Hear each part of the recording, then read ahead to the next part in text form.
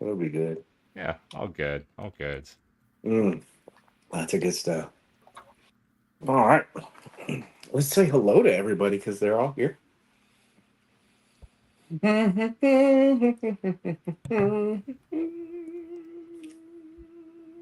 Thank you, thank you, thank you. Roger, Roger, Paul. Good to see everyone. Thank everyone for coming out. Appreciate you guys. Ah, we need you and Adam tonight. We'll be talking about some Samurai Jack. Does anybody have any Samurai Jack experience? Not really. I recognize the character, but Hmm. honestly, when I see it, I just think of the that Clone Wars before the other Clone Wars came out, and I'm like, Yeah, that's not the same, is it? yeah. Like the animation style and everything. Yeah, yeah. Well, it's good to see everybody. So maybe we'll get a little bit of an education. Cece, do you know anything? Samurai Jack? Of course. Of Yes. course. So anything that we get Years. wrong, all blame can be shifted to Cece then. It's been years. It was a great show, though, when it's time. Great show. I heard, man. I was like, I didn't know there were that many seasons, and I was kind of skimming it and saw all the character changes and everything like that. So, We need an Afro Samurai next. oh yeah, yeah, definitely. Adam is here, so maybe we can talk about that. But yeah, Afro Samurai. yeah, yeah, yeah. So, are we ready to start? So, yeah, let's officially timestamp this. All right, here we go. All right. Hello, everyone. My name is Paige. Welcome to episode 201. It's a question, right? Yeah, I think it's 201. Yeah, 201 of the Hangout, where we give you positive insight into the world of collecting very chill and relaxed atmosphere. I say we because we have two special guests tonight. Very special. Of course, CC is here. Thank you for joining. Thank you. Thank you. Appreciate you, And sir. appreciate you too. We also have fresh to the show, Mr. No Chewing. How are you doing, sir? I'm doing well. Thank you both for having me. Thank you for coming on. And then, of course, Princess Yimbo will come in later. He has to make a grand entrance, but he will be. On Mondays we start at 9, and he shows up right at 9. Oh, he does. Like we announced, yeah, we're gonna start at 9. We never start at 9. We're always waiting up for Yimbo. And and thank you guys for having me on the show. The last episode, it was a lot of fun. I wish you were there, but you were there in spirit. So one earbud in. We'll have to have you on when we talk about photos. Oh yeah, that would be cool. Yeah, I've seen like you guys do the Toy Pit community stuff. Yeah, yeah. So on Monday nights, we celebrate the top 10. So it's 10 photos that was voted by the Toy Pick community, and then we just essentially celebrate it. We don't really nitpick or whatever, but we just talk about how we enjoy it. Nice, yeah. It's always good, like especially like community stuff like that, encouragement and everything else. How long you guys been doing that? I think I think last week was, or this Monday. Jeez, it's only been Monday. Um, I think it was episode 116. So a couple years now. Wow, holy crap! Nice, good tradition, good tradition. Oh yeah. Hmm. Oh, speaking of that, CC, I was looking the other day, and I think we're close to like 150, 170-ish, like episodes, doing episodes. Wow. Yeah, I was like, holy crap, Wow. this is crazy. Um, but yeah, we have a little tight crew here. It's nice. It's been pretty stable for us. But like you guys, Toy Daddies, right? Yep. Toy How long Daddies. how long have you guys been doing it together? The three of us, roughly maybe like 2.5 years. In a very informal way of having special pods and just to talk about one certain topic. But it was only until the Toy Pick community that we started doing this on a weekly basis, and now it's a lot of frequent conversations throughout the week and lives and all this stuff. I'm trying to find it on Instagram so I can pull it up. I think that's it. Let me make sure. don't want to pull up some cam girl, you know. Are you trying to look up the toy pick community? Well, I was looking up Toy Daddies. Do you want me to do the Toy Pick community as well, It or Oh, either one. But that's the name of the channel that we're coming off of. So that's our YouTube channel. It's connected to the Toy Pick Community Instagram page. Has a big following. Does a lot of reposting of photos that people take of their toys, and then the Toy Daddies is a smaller account, but we tr- we try to fill it with other content, but typically it's the third page we look at. is it the TPC channel 2? No, it'd be I think it's at Toy Daddies. Oh, I had that one up. Do you want to do the TPC one or the Toy Daddy one? The TPC one is toy pick underscore community, whichever one. Community. Oh, somebody's like ripping your stuff.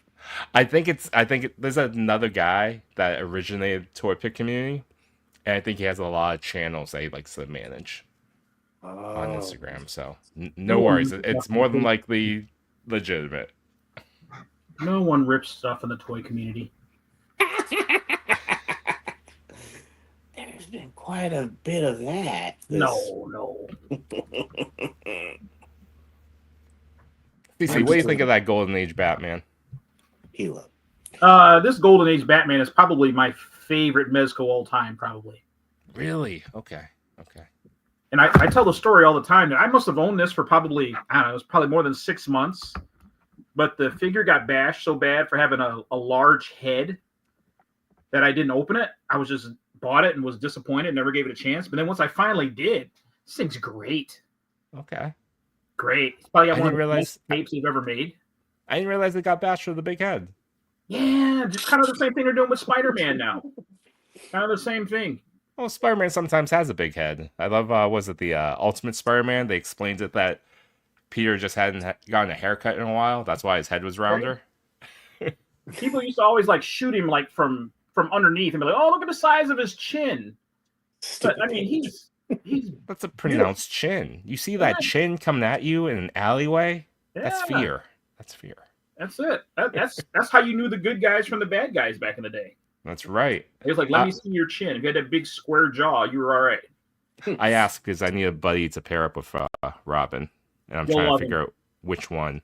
You'll love them. I love the blue and gray. I highly recommend this. The blue and gray I can still find. The Yeah. black one, something Yeah. about the black is nice. Chew, I'm sorry, I suck at this because I typed worries. it in. Can you give it to me again, please? It's TPC. Here, let me. I can also bring up too. Oh, that'd be great. Oh, will it show for you? Like, can it? Does it? Well, I can.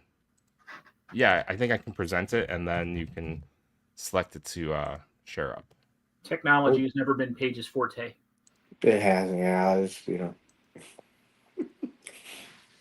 We always say the charm of the show is, wow, look at that. You can hack stuff in there. So this is how we started the channel, and that's the name of our YouTube channel, Toy Pick Community. There's another guy that runs all this, so the person behind the scenes working the broadcast channel and selecting the photos and doing all the work, giving out prizes, that all comes out of his pocket. This is that person, but as you can see, reposts a lot of good content from other people. So like Henrock got nominated, no surprise there. Yeah, that guy. So good. Want to be like Mike, another one that is just banger shots. And so here, like, gives a lot of, variety of people a shout out of, awesome toy photography. Oh, I've seen that one before. That's that's a multi, right? Multi-plastic. Yeah, multi-plastic multiverse. And this is just beautiful. Yeah. You did a good job. I saw his behind the scenes stuff and everything like that. It's good. Oh yeah. And then for Toy Daddies themselves, I had that one. I was like, I got this one up. it's a bit smaller. We try to funnel some information here from my Instagram page, Yimbo's Toy Fathers, so you can see this is what Toy Father shot yesterday during a live photo shoot. Yimbo post some stuff, and we're trying to centralize it here.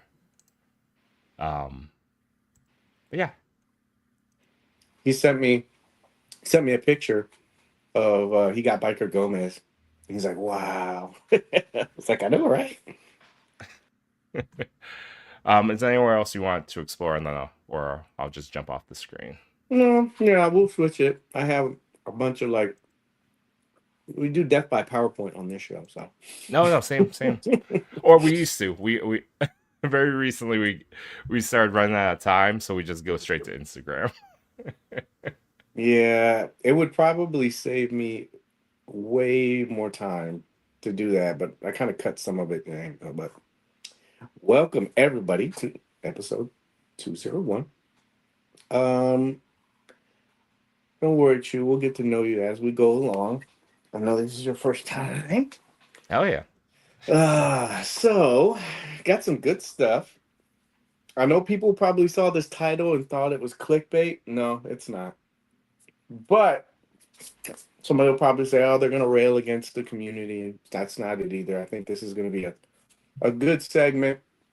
It's going to be very community based. I'll make sure I said that beforehand. So don't think that like I'm going on one of my rants again. CC said he was just going to sit back and watch me crash out tonight. But it is the plan going into most evenings. pretty much. CC just sits there just like, I know if I've gone too far, if I get a private message, it's like, calm it down, pump the brakes. But it is stop moving the goalposts. We'll talk about that later. But it's a good segment. It's more community based. I wasn't gonna do any foreplay tonight. Chew. So usually to kind of get everybody going, we do a little bit of foreplay, just some like news and notes and stuff like that. I wasn't gonna do it, but there were a couple of little interesting things I wanted to do. I think I slid them into the community file, but community kind of highlighting kind of like what you guys do with pictures, just with information. Boba had a great post the other day. He was. I know that a lot of people have been saying that they were a little disappointed that this backlight wasn't red. I guess it's clear blue easy. So Boba decided to use his customizing skills, and voila, your wishes are granted. It's red. Oh, that's cool. It came Yeah, out great. it did. He said he just used some acrylic paint and just put it right on there. I don't think he disassembled anything. I know he's here, so if he says he disassembled it, he'll probably tell us. But he just painted it right over, from what I understand. I think it was like 1 or 2 coats, and that was it.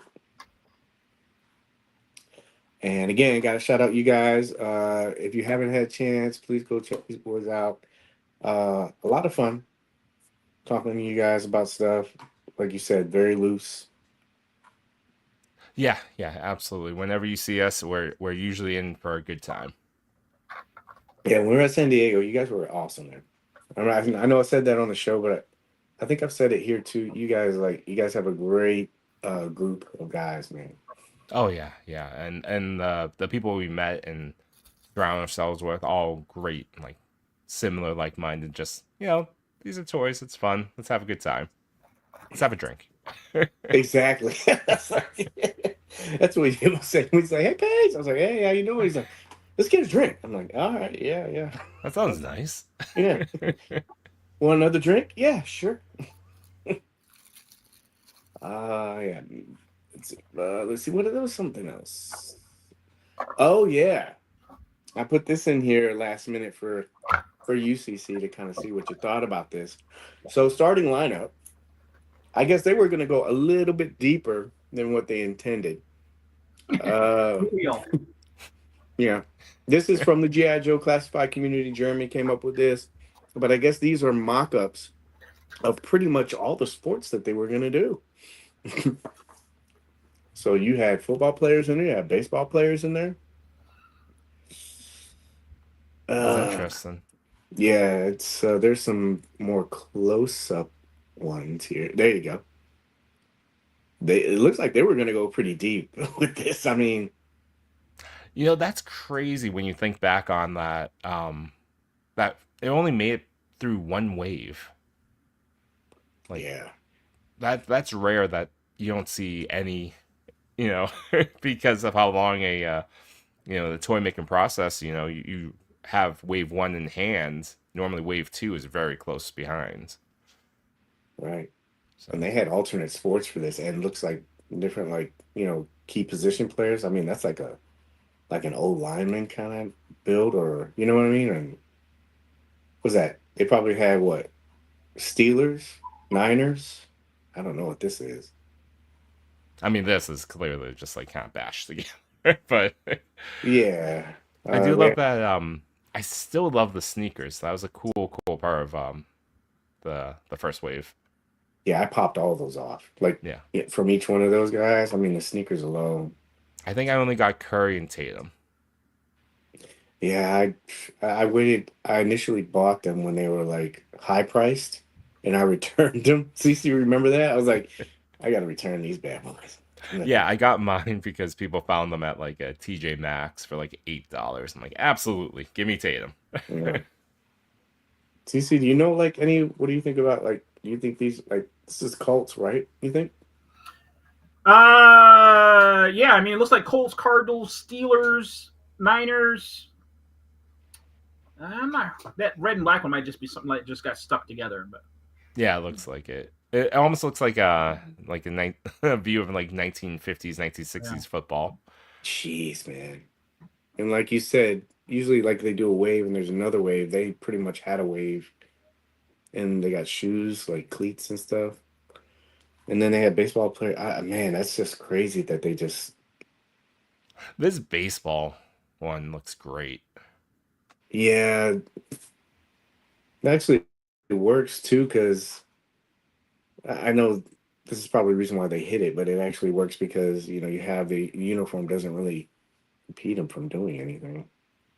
Yeah. Look at that. God, Oh, man. the hats! The hats would have been awesome. Oh Yeah. shoot! Yeah, Again, you I'm would. only buying it for the hats and the sneakers, but still, it would have been cool to have. Yeah. Oh God, in all man. honesty, they probably started with the absolute worst line they could have started with.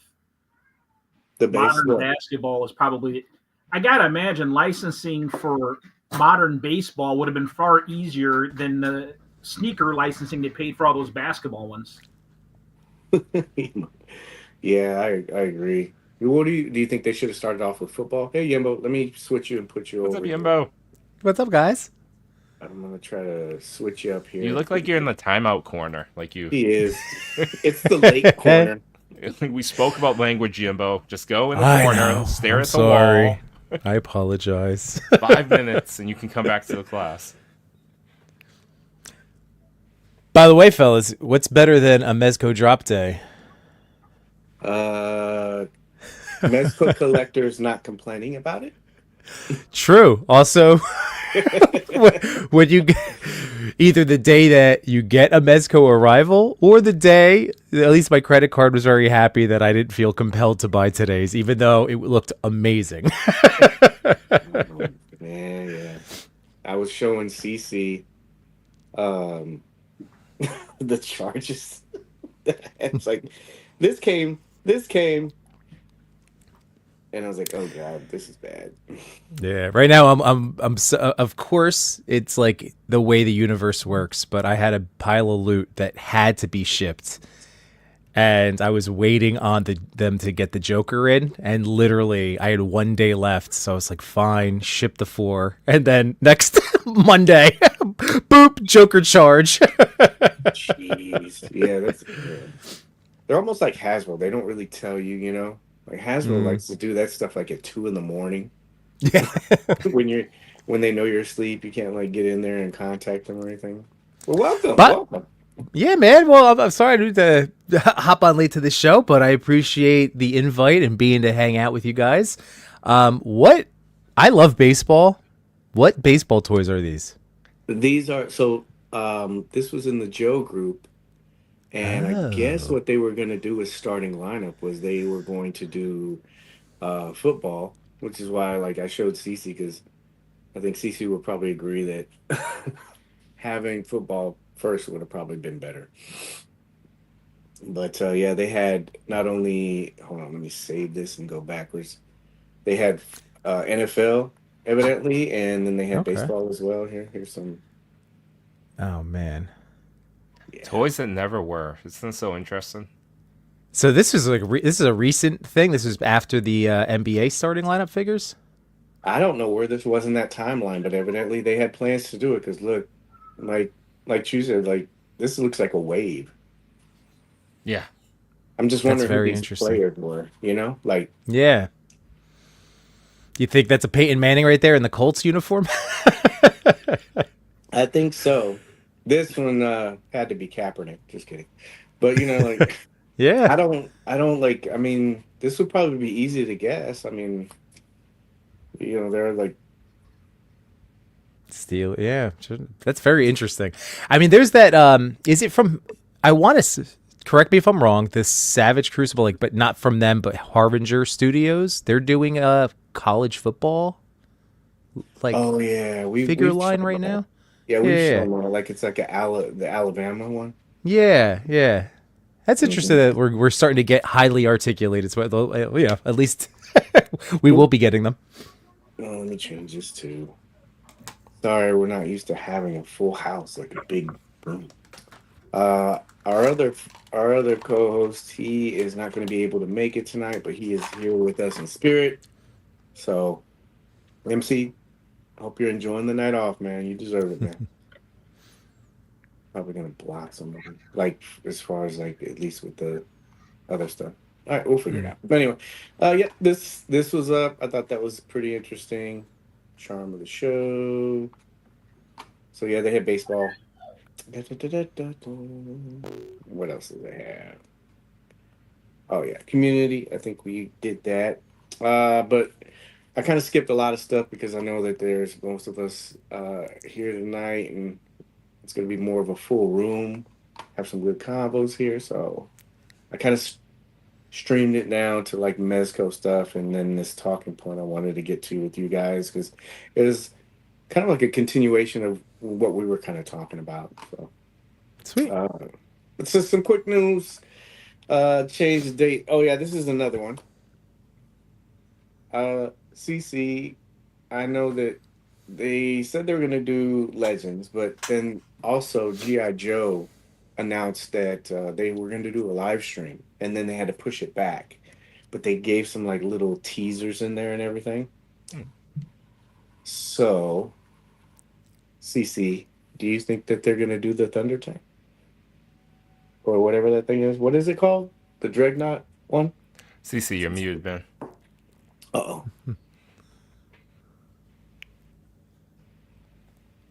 I think Paige muted you. I didn't know. I'd never do that. So rude. I muted me. I apologize. I apologize. Didn't they already leak a picture of the what do you call it? The Thunder Roller? What's the name of it? Yeah, what is that? You guys know? Isn't that big It's- mech so suit?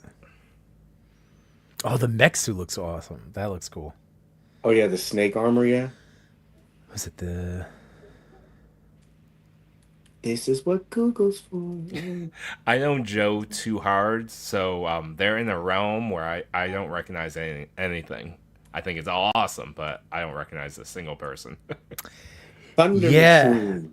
Thunder Is Machine. it the Dreadnought Thunder Machine? Is that it? That's it. Thunder Machine. I saw a picture of one somewhere. I have it. Can show it. Seemed like a little bit of an odd choice for a HasLab, though, right? Is this Hey, supposed to be a I'm not- HasLab? Oh, you think it's a HasLab? Yeah, I don't know. I'm not too sure. I don't know. You know, it's just You they almost were think just it's just a dropping. regular one. It shouldn't be that big. Yeah, they were just Yeah, this dropping doesn't- nuggets. It doesn't look like it should be massive. Paige, you got a picture? I'm pulling it up right now. I'm looking at the retro, like, just to get a sense of what it was. Cobra Wolf. Yeah, my Joes, I bought a ton of Joes early on. I just find they're so much fun, but I don't have the deep connection. So, like, once I covered, I felt like I had enough generic soldiers. I had some of the good guys. I'm like, I'll collect the vehicles that I think I could fit into photos with other stuff. You know, like I do have a His tank, and I have the Dragonfly. I passed on the Rattler though. I usually get one Joe a year. Like last year's Quick Kick. Oh, this thing. Yeah, this is it. I mean, the good thing is they seem to be more price savvy with that Yeah. whole, with the whole thing that they did with Gridiron Studios and how they put their, that All Striker thing out, and then they did theirs, and they're like, haha, I got you.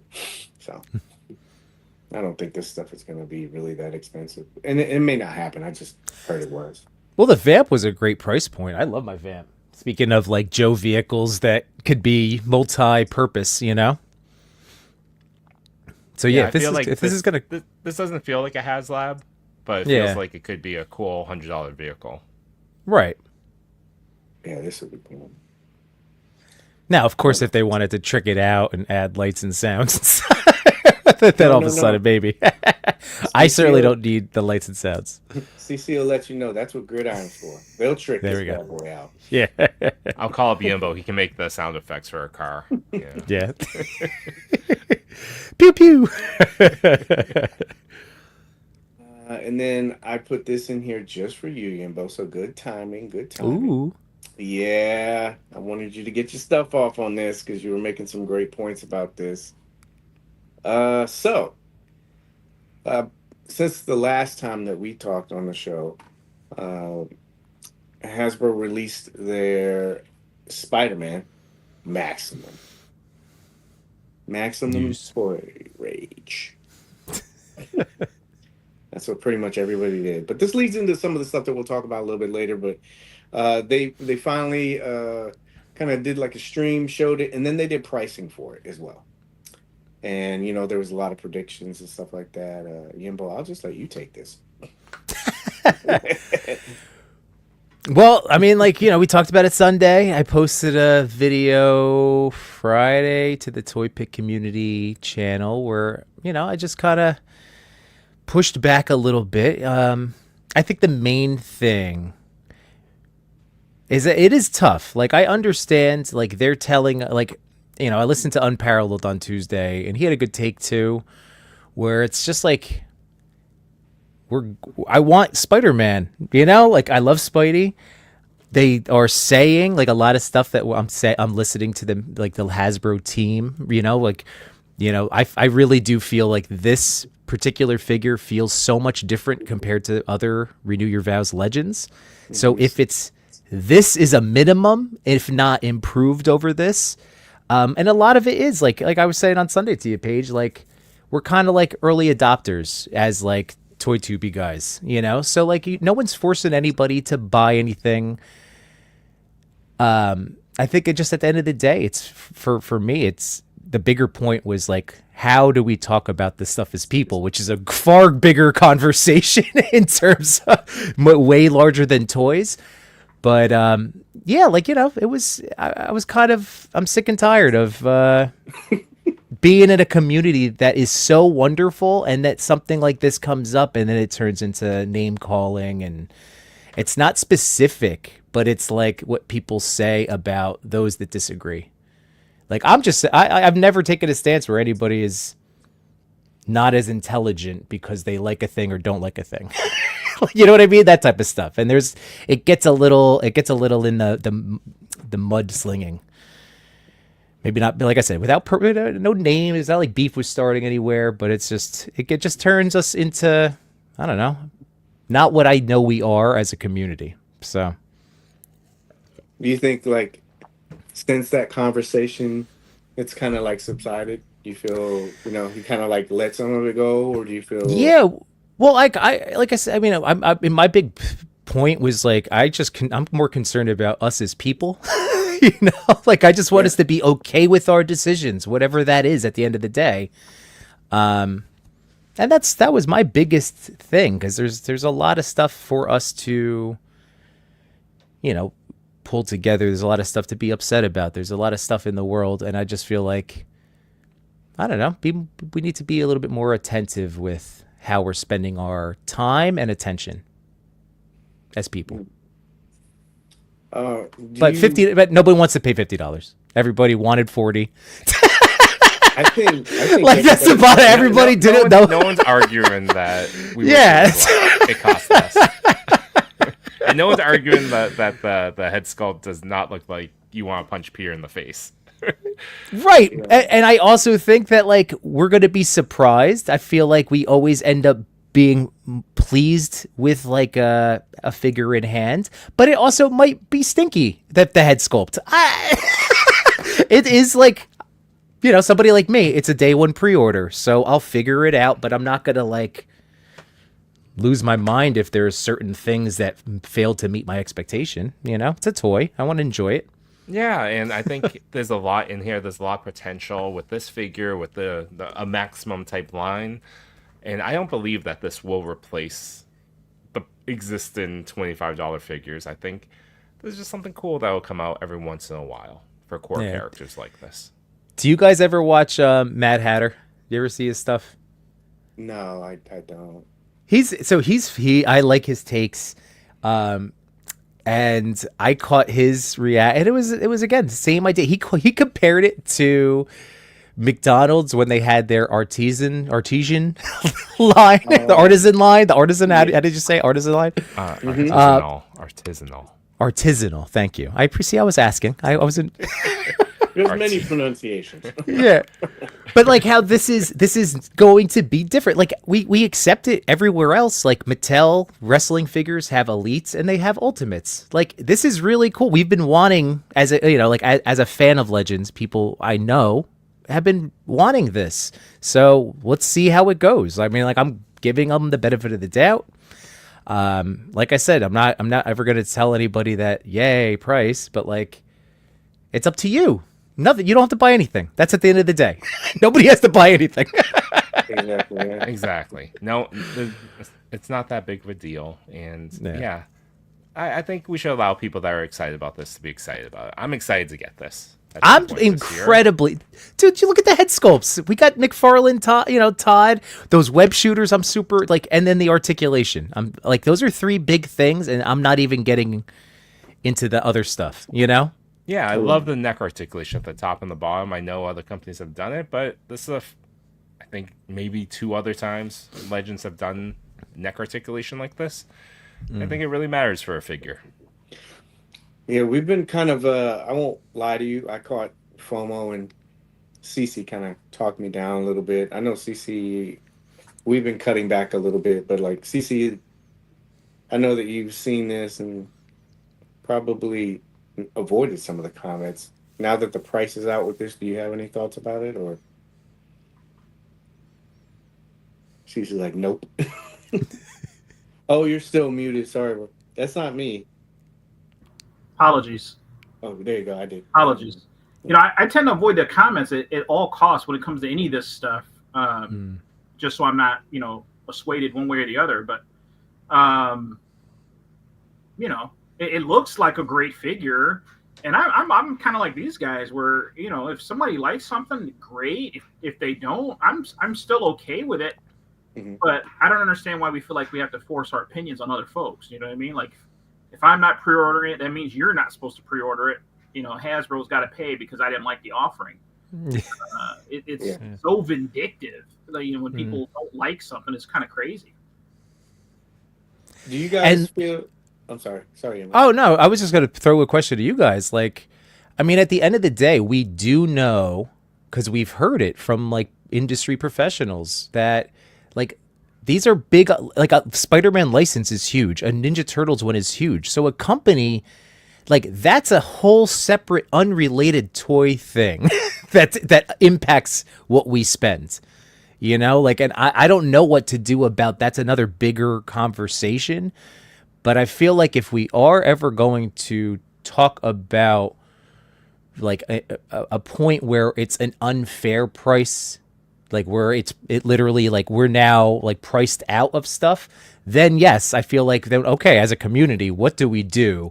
Because we know that again, the toy companies are even being held by license and fees. So well, that's the thing with pricing as well as what products is that there's always an alternative. That's what the other side of the argument is. Like, oh, if it's not 50, what's the other alternatives? Could you go up to a Mezco Spidey?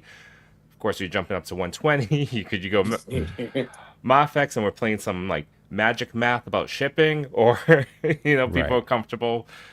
I mean, some people are referring back to like 2015 Spidey, and I don't want to go back there. I don't want to do the $15 Spideys anymore. I'm happy with where we are. Yeah, it's funny, like, because that's what gets brought up is, as collectors, you want more for more value for whatever your dollar is, but communities all across the board have always said we would like these specific things implemented with these figures, and companies are like, okay, we'll do it, Right. but there's a cost to everything, like, just like if you did your house, he was like, oh man, the bathroom looks great, but I'd love to have a golden shower head. Yeah, I can do that for you. Right. But it's going to be a little bit more, and so Yeah. that's where, like, I think that divide is. I had it down for later. It was, and Cece knows I've talked about this before. Like, it's be careful what you wish for, because you'll get it, but there's those consequences that come along with it, man. But that like to not even be a company defender, just like as a guy that buys toys and likes options of where I can buy my money, maximize my value. This fits into what I've been like looking for. So, like I said, like at the end, we none of us know how it's going to be until we feel it, and then you'll make your own assessment. Like, did it match? Do you feel good about the purchase? I hope people feel good about it. They ordered it. That's all I could say. I'm eagerly anticipating this release. Yeah, exactly. And ultimately, the way I think about it, and the emotion that people have around this when they're upset about it, is that I guess I don't understand it because I'm not boycotting anything over $10. That's my interpretation of price for my sensitivity. But maybe I'm alone. Yeah, it's crazy, man. Like, it's like CC said. Do you guys think that this is maybe because this sold out? I mean, it all depends on what you would consider being sold out. Like, if it's the production numbers, or if it's kind of a marketing thing where they say, oh, it's sold out, and then that pushes it, and then they open it later. We've seen that before. Sure. Do you guys think that this is a case of people in their respective communities just being louder than the silent, majority? Because it sold out. I think people have spoken. I think people voted, and it sold out everywhere. And I think if it sold out on Pulse, that'd be a marketing employee. But if it sold out on Big Bad, Amazon, it's selling out at these smaller, mom and pop independent stores, then people. I think people are just buying it. Yeah, I mean, again, smaller, like that was the big one too that I was seeing. Somebody that is a Toy Pick community moderator for the Discord is Frogman Finds, and he has a trusted small toy business. He was sold out. I love seeing that. So, but that really does show you it was cleared out everywhere. So, yeah, it's very good. But like I said, it was a lot of hoopla for nothing. Like, I personally would never want to make a video like I did. Like, I'd rather just talk about toys and creativity. So yeah, I think, but we talked about that too. I think a lot of that has to do with whatever drives whatever you're trying to do, whether it's views, monetization. There's motives behind it. So.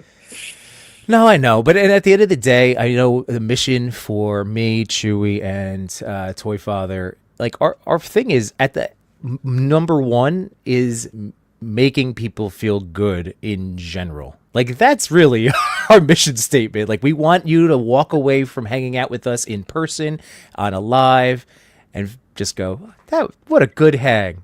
Like, I feel like that's why we're here, like that. You do the same thing, guys. Like, it's just what a good hang. That's right. We're going to the bar. We're going out. We're having a great time, and we're not getting into any fights with anybody.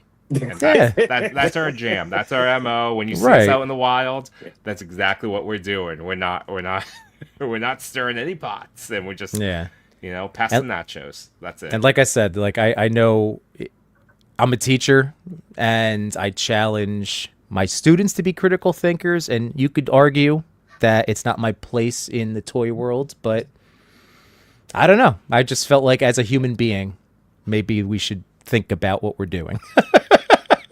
Oh yeah, we talk about that Yeah. on the show a lot. Yeah. Like Yeah. thinking it's easy to start typing and not Mhm. not have like meaning behind it because I think a lot of people they're not held accountable for it and they just forget it. But Right. it seems like some of that is kind of changing now. Yeah. Loose ends, really quick. Is there something that you guys saw in the toy community or in toy news that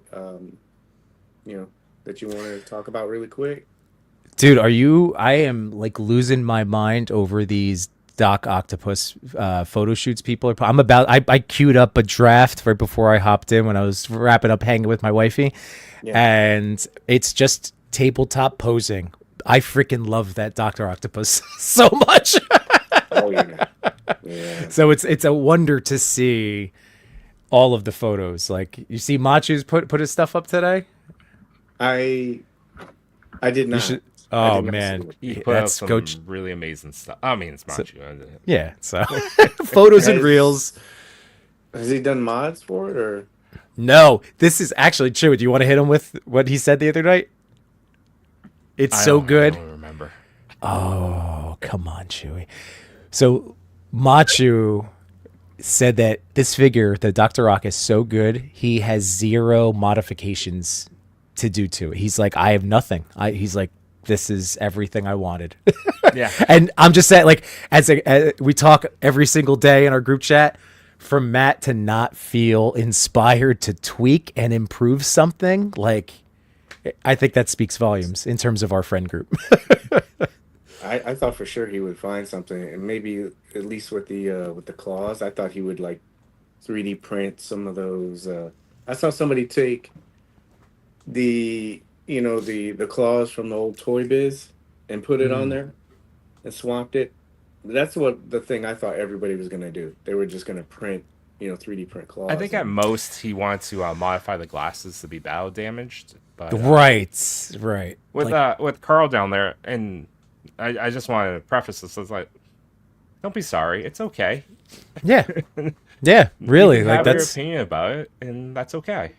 What did he say sorry for? What was it? Oh, just saying that the figure Max Spidey feels a little greedy, and it's not really worth it for him. And that's- in his opinion. And that's okay. and listen, like I know again, going back to like I was watching Wade's replay. That's why it's fresh in my mind, but like he said the same thing. Like it's going to come out. And I just know that he's like, then we're going to argue people, if it's great, people that said it was great are going to go, it's great. I'm like, but no, like, I know people like, like the people that we watch, the people that we hang out with, the people that we talk to, if it's a good figure, we're just going to go, wow, I'm so happy for myself that this turned into something I wanted.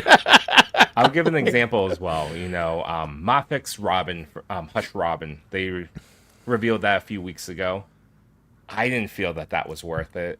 I didn't like it, but then ultimately I thought about the alternative. Again, it's products and trade-offs, and that's ultimately what pricing does, and that led me to buying this one, and I'm happy with Yeah, that. buddy. So in that case, all good. That's ultimately the buying pattern for consumers, and that's all good. That's been the way it's been for like 100 years, and it's all good. Exactly.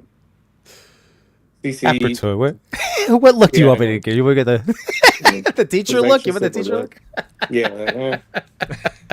CC, you're messing around with Joker, and I know you've been waiting to do that one. Do you have like quick thoughts about it?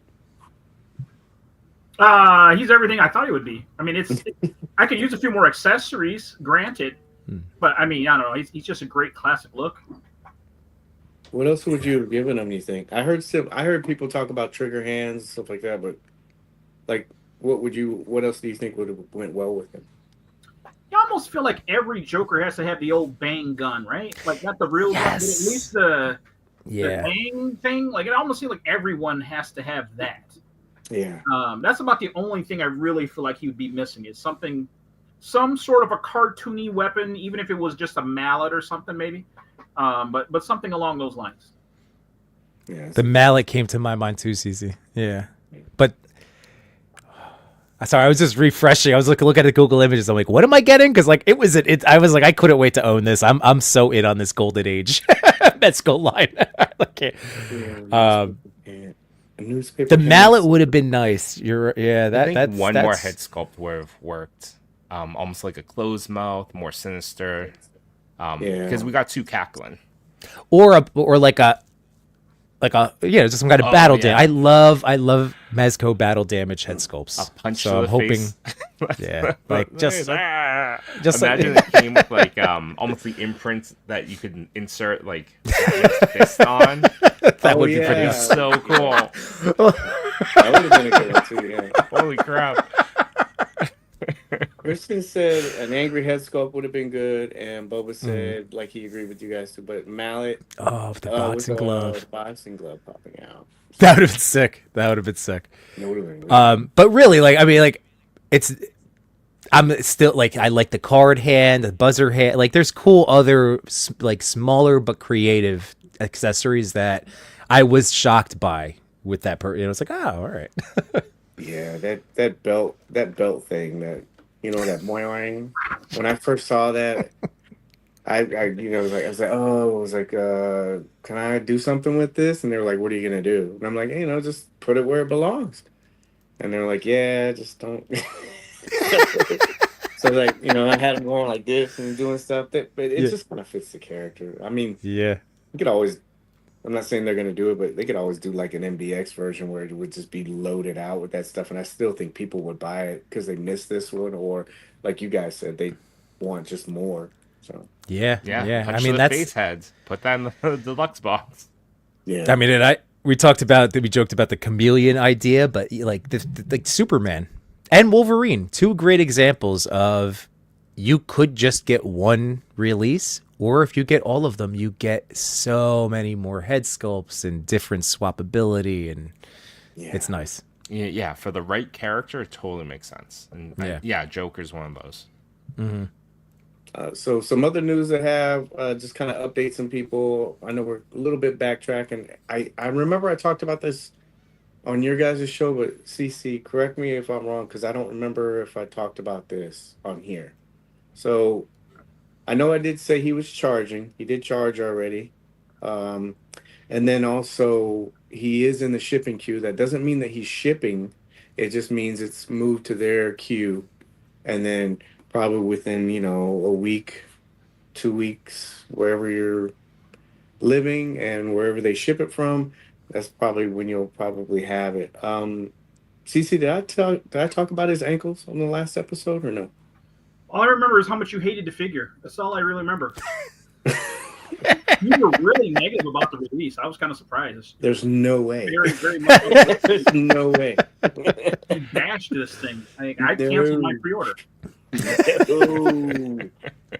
I've been like so tight-lipped about this, man. This thing is like I think I probably unloaded mainly on their show, but I'll try to sum up really quick. When this starts shipping, I've said this before, when this starts shipping and people get in hand, you need to be very careful with it. Not because it's fragile or, it's going to break, but I can tell you there's probably going to be some people that are just going to manhandle this thing and you're going to break it. You got to learn. It's just like Gwen. It has a different body than what you're used to. It's not seamless. It's plastic. But I can see people, because he is thinner, just going ham on him and just breaking shit. I'm calling it right now. One of the things that I thought was really cool about this figure, and now that it's out, we could probably talk about it, but they did something really cool with this is if you look at his ankles, maybe I talked about them right, but anyway, so the ankles, how most people have always said that, these Mezco figures in general, especially Spider-Man figures, they don't have a lot of ankle articulation. Mm-hmm. So you can't really see it here because this was a Photoshop one. But the one that's going to come out, what they did was they put a wrist peg, like how you have on your standard Mezco, that ball peg. Mm-hmm. They put that for his ankle. And so imagine however you can move a wrist on a Mezco figure, that's how you're going to be able to move the ankles on this figure. So I thought that was really cool because That is excellent news. Yeah. But is it going to be the exact same? Is it like a thicker peg or is it? no. Again, this was there and stuff like that. Okay. But I mean, things could change. But that was one of the Huh. things that kind of stuck out, and you can see it in pictures and stuff like that. I don't think a lot of people notice that stuff, but uh, the pictures that were taken, you gotta look at that stuff because there's a bunch of like little Easter eggs in there. Oh, and You know, Paige, I feel like Mezco, as a guy that talks about them weekly too, Mhm. I don't even address enough how well that they also innovate and put into their bucks and the different like I mentioned stuff like on Sunday about Superman. That was like a notice, but yeah, they put a lot of their thought into these engineering of these toys, so they don't get Yeah, enough credit for that. What's up, yeah. D? And it's definitely gonna try. I think we do like a wrap up show at the end, and one of the things that I added this year was like innovations for this year Mm-hmm. because they have some really good ones that are going to be coming out. Of course, that's all stuff they're working on. That's surprises for for collectors and stuff. But Mm-hmm. you could tell by looking at some of the stuff in the cabinet that they're little things, but they're really cool things. So Yeah. hopefully people will. What did it say? Ball gag, ball pegs. Wow. Yeah. Well, Don't yeah. manhandle your mezcos. Yeah. That's the only So thing. evidently, MC and Ann are working in tandem. She's taking his place with all this. MC's like, No, yeah. but that's So a really cool cool and added piece of articulation to this figure. I hope it goes forward as well. I hope it does you know well enough that it gets carried forward because that's really cool. yeah, it's gonna be something I think that people are gonna like, especially because it addresses some of the stuff that they said. What is it? Where are we at here? I do what I want. No. Uh, this is something that's kind of classified. I didn't put this up, because sometimes I just like to kind of see if it gets kind of pushed out, but it didn't. But this stuff already charged. This is the Anne's still in the room, isn't she? Yeah. This is all stuff that I did not buy, but CC and I we talk about this quite a bit. This is as you can see by the price tags, just this quarter is starting to be pretty pricey. So Yeah, their 5 point stuff. I have always been tempted, but I try to stay in my lane, and I don't. I will say, not, and this is a negative because, like, again, they are so cool and so unique. Considering I like their 112 line, I think it makes sense. Why I'm going to say this, but as much as if I had infinite space and money, I would buy everything. So there's that. yeah, Since I don't, when I saw them at the conventions this year, it did put it in like it solidified me being okay with not owning them, but not only because it's not what I look for in toys, So yeah, again, it makes, because I can't tell you how many times I've like had the Superman set, the animated series Batman. Is it the Keaton? Are they doing Keaton now? Or Yeah, I don't even know. yeah. There's It's- certainly there's a lot of temptation in the 5 points. the turtles, the little turtles, the Oh, 5 points. I turtles. was super, so yeah. So far, I've noticed because I'm rather new to collecting Mezcos.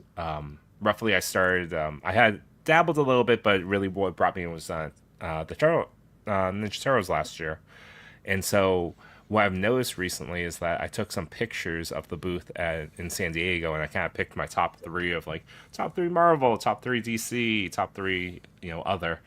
I'm slowly collecting those. I'm playing catch up, and I'm realizing that I gravitated toward them in July, and now I'm just playing catch up and buying them. And you know what? That's like the thing I try to always tell, because I've always just my whole thing, all of us, we're just documenting our toy journey, right? And one of the things that going into this year, like I'm again I'm passing on something that would be well, there's no $20 figures anymore, but something at a base price. I'm passing that stuff because I'm just so enamored and I know what I like in terms of like, and it's Mezco. More often than not, they seem to always match what I want out of the toy and the accessories, Yeah. It's just so it's a budgeting priority, like I'm just buying less of other stuff so I can pick up what I get of these because I love them, man. CC's our sage. Like he's kept us on track with a lot of this stuff. Like because you've cut down quite a bit, right, CC? Like with For sure. Got to, though. Like these guys said, I mean, nobody's got infinite space. I've got way too much stuff. So until I get rid of some of this stuff, I'm really going to maintain the cutting down. It is crazy. I discover something new every day. And it's just not a good feeling in your own home. Yeah. Yeah, it's terrifying when you open up a box and you're like, oh, what's in here? And it turns out to be like an import. You're like, oh, man. where'd that come from? Yeah. All right, so guys, this is too funny. So like Chewy knows this because I talk about like my wife. She's such a good sport. Every once in a while I don't take pictures down in this basement because it's just covered in figures and dios. So I'll bring dios like to my coffee table because then it's like uncluttered, like I don't have the rest of it, so I could just focus on this little space. So I have this awesome hallway diorama from Lone Wolf Lab. Shout out to you, Kev. And I turned it into a bedroom. And my mom swung by today to give my kids a little Valentine's present from her. And I showed her, it's full of these. It was $2 for $1. Nice. I bought 10 of them. I bought 5. So these are $10. These are, $2 for $1 at Target right now. And they're little collector tubs. So I already have a picture set up. My mom just is like, oh my God. Like, she's like, I know this is reality. I've seen your garage. I've seen these boxes. These tubs were in my home. Like you just downsized them that time. Yeah. So anyway, I have a shot, probably with Vapor in mind, opening these tubs and again rediscovering. Like I know I have stuff. I get shocked every time. I'm like, oh yeah, I own this. I was shooting a photo of Robin and Spider-Man in a room surrounded by tubs, so we'll collab on that. Nice. Perfect. All right, good. That is a good idea. Like he's in his toy tubs and stuff like that. Yeah, he was gonna be opening one up. The rest of the apartment was gonna be full and stacked everywhere, and he's opening up and taking it out. Because I had the little mini brands. They're so good. Yeah. People are gonna look at that and they go, yeah.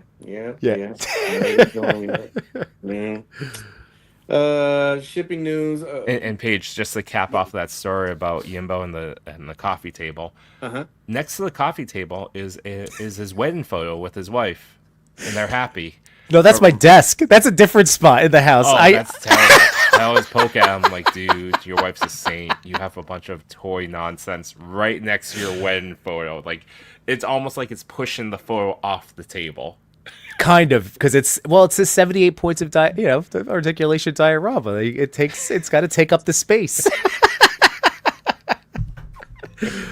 Good city, D. Thanks, D. Thanks for dropping by, man. To just round out some shipping news, I wanted to talk about this. There is a lot of stuff shipping. Just showed you guys that.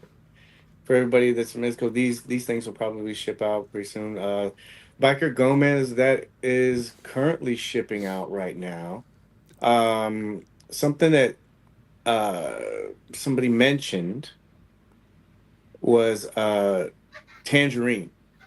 I thought we were going under the radar and I wouldn't talk about this because, nobody's really talked about it. But somebody said something like, oh, they're shipping out this Biker Gomez before Tangerine and stuff like that. But, this was a con exclusive. It was a buy it now.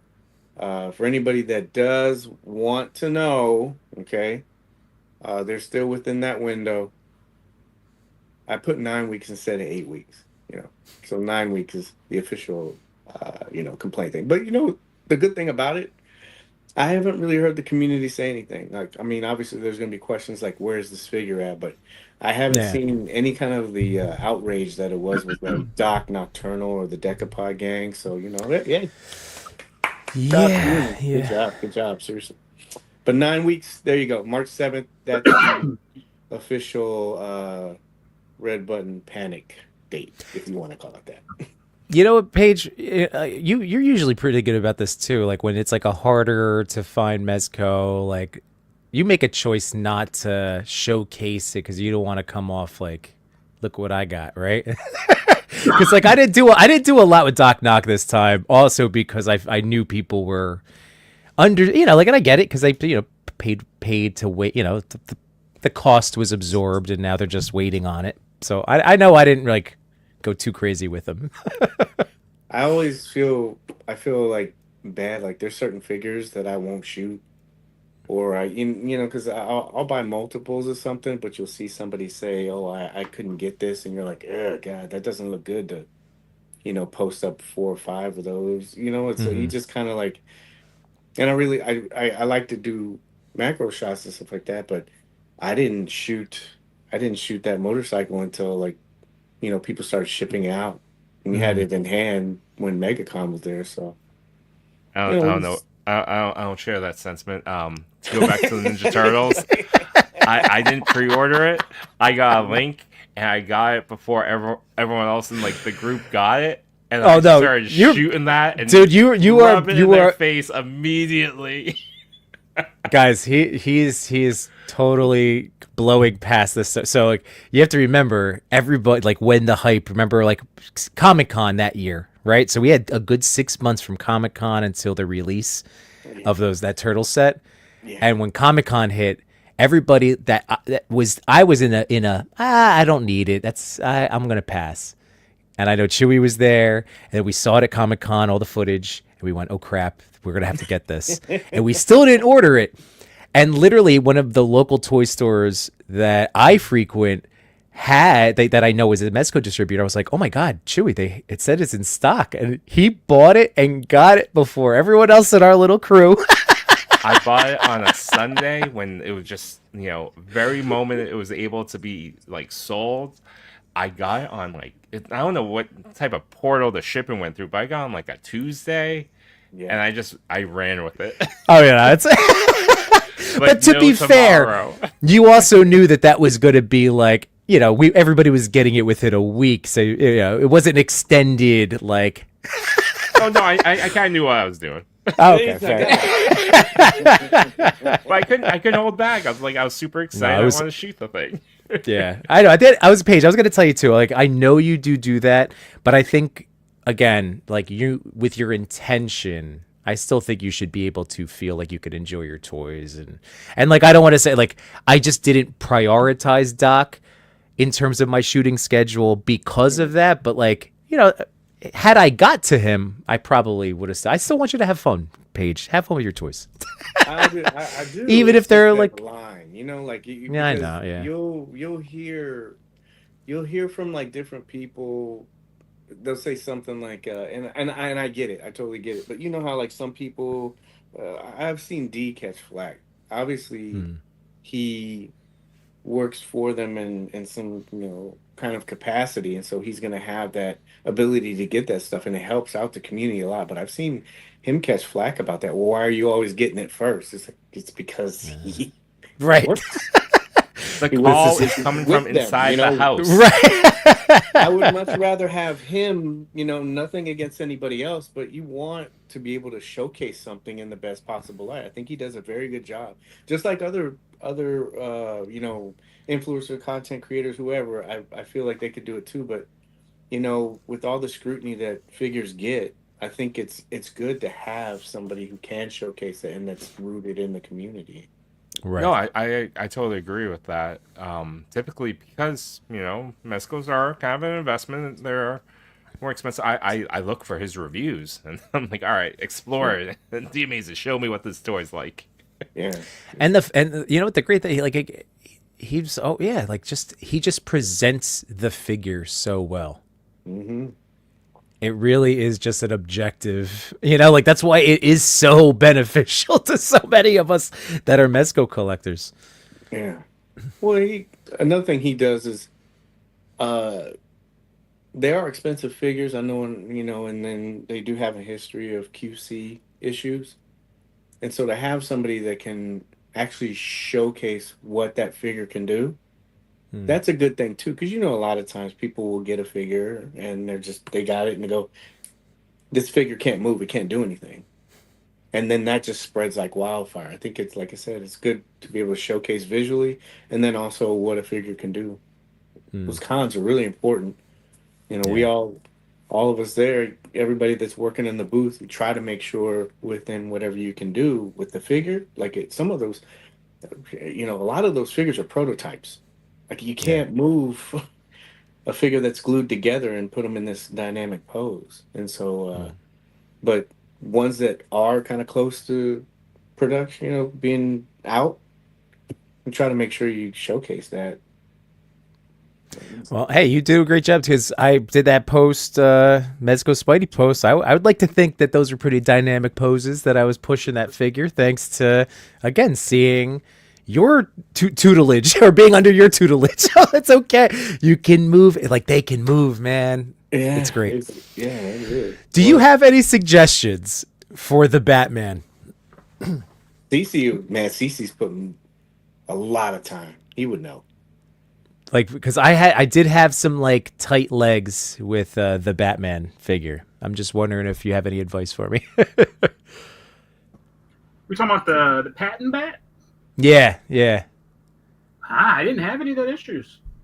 I was just like, lucky. Like I had a little. I mean, just I got to work it. It's just working the material, right? It's just that nice slow. Just get that stretched out. It's okay. See, I told you I get nervous. That's why I need guys like you to tell it's okay. It's okay to push it. I always get nervous playing. Yeah. Any toy that creeps to $100 mark, I'm very gentle with. Yeah. Like, please don't sneeze funny. Resistance? Forget about it. Any resistance. I've snapped too many pegs and arms and it's no please. Yeah, you know too, because it's like you're like, oh no, it's like dropping something, like dropping like a small accessory. You're like, no. And I don't have carpet in my office. It's all tile. So if something hits, like if it's a 3D print, the thing like shatters. I'm like, damn it. Yeah, you don't want that. God forbid I invest in a rug, but. Well, then it'd be lost. At least the other way Right. it's like broke, but you can find it, right? So Right. Yeah. I can easily vacuum it. What's your opinion on the Biker Gomez? I missed that episode. I've been messing around with it for a couple of days now. I like it a lot. There's a lot of differences between the other three bikes. I was working on that to kind of showcase that. I think that's one of the things I read a lot about. People just said that it was it's just reuse, and it's not. There is like a main part of the bike that's reuse, but there's plenty of other little things. But I like it. I like Gomez too. I like the direction they took it, and I'm still messing around with him. But Gray, you can't go wrong with that. I like it. I like it a lot. Yeah, I thought the Gomez looked great. Yeah. Well, today was pre-order day. They put this out. I want to get you guys' opinion, what you guys think about this. But I especially want to highlight some of the images, because before we start, $95. It's going to be coming out, projected to come out a little bit later this year. I think it was August, October. Yeah, August, October. You could use points and stuff like that. But before I get you guys this stuff, this is under the banner Cartoon Network. We'll talk about that in a little bit. And as we go through these promotional images, I want to get you guys' take on because you guys were there at San Diego. Yep. Yeah. Yep. So you guys saw what was in the case. Right. And then you guys will be able to kind of compare what you saw there and what your honest take is about this. Because for me, to be honest with you, I had this thing in hand, and there's a bunch of differences. Not just saying that, but there's a bunch of differences just in terms of like some of the things that they did sculpt wise. If you would have taken this, I don't know what you want to call it. What is it, a gi, or I don't want to say kimono, but you took it. If you took off his clothes and you saw underneath, like there's a bunch of noticeable differences body wise with this, but people won't know that. But let me get CC because he's the expert. CC, what do you think? I don't know if I would describe myself as an expert.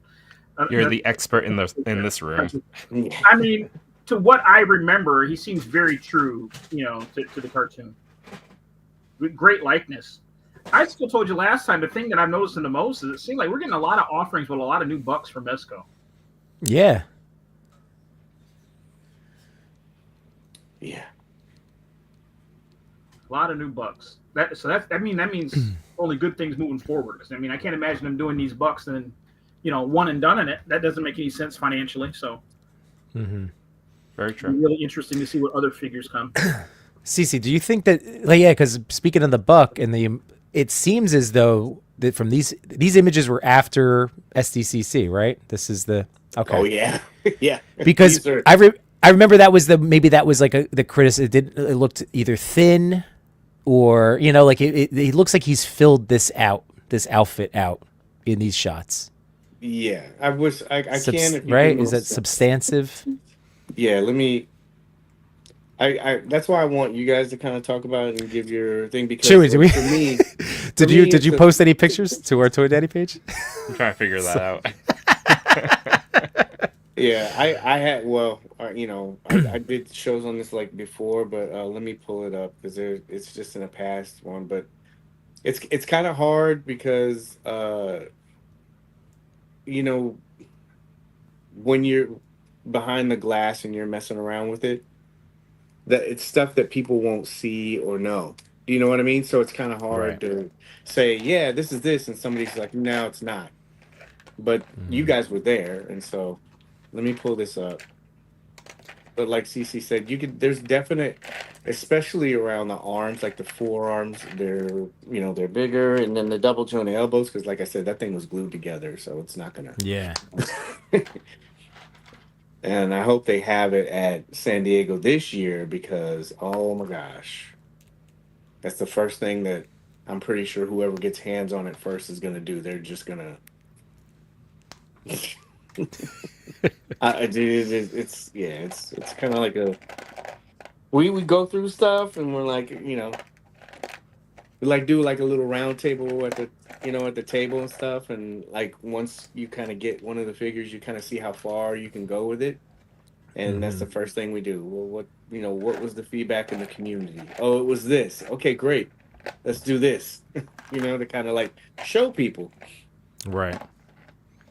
I will say this, like, again, just from a Mezco fan like release perspective, if I had been into this property, it looks fantastic. I really dig the how many faces and hair options you're getting.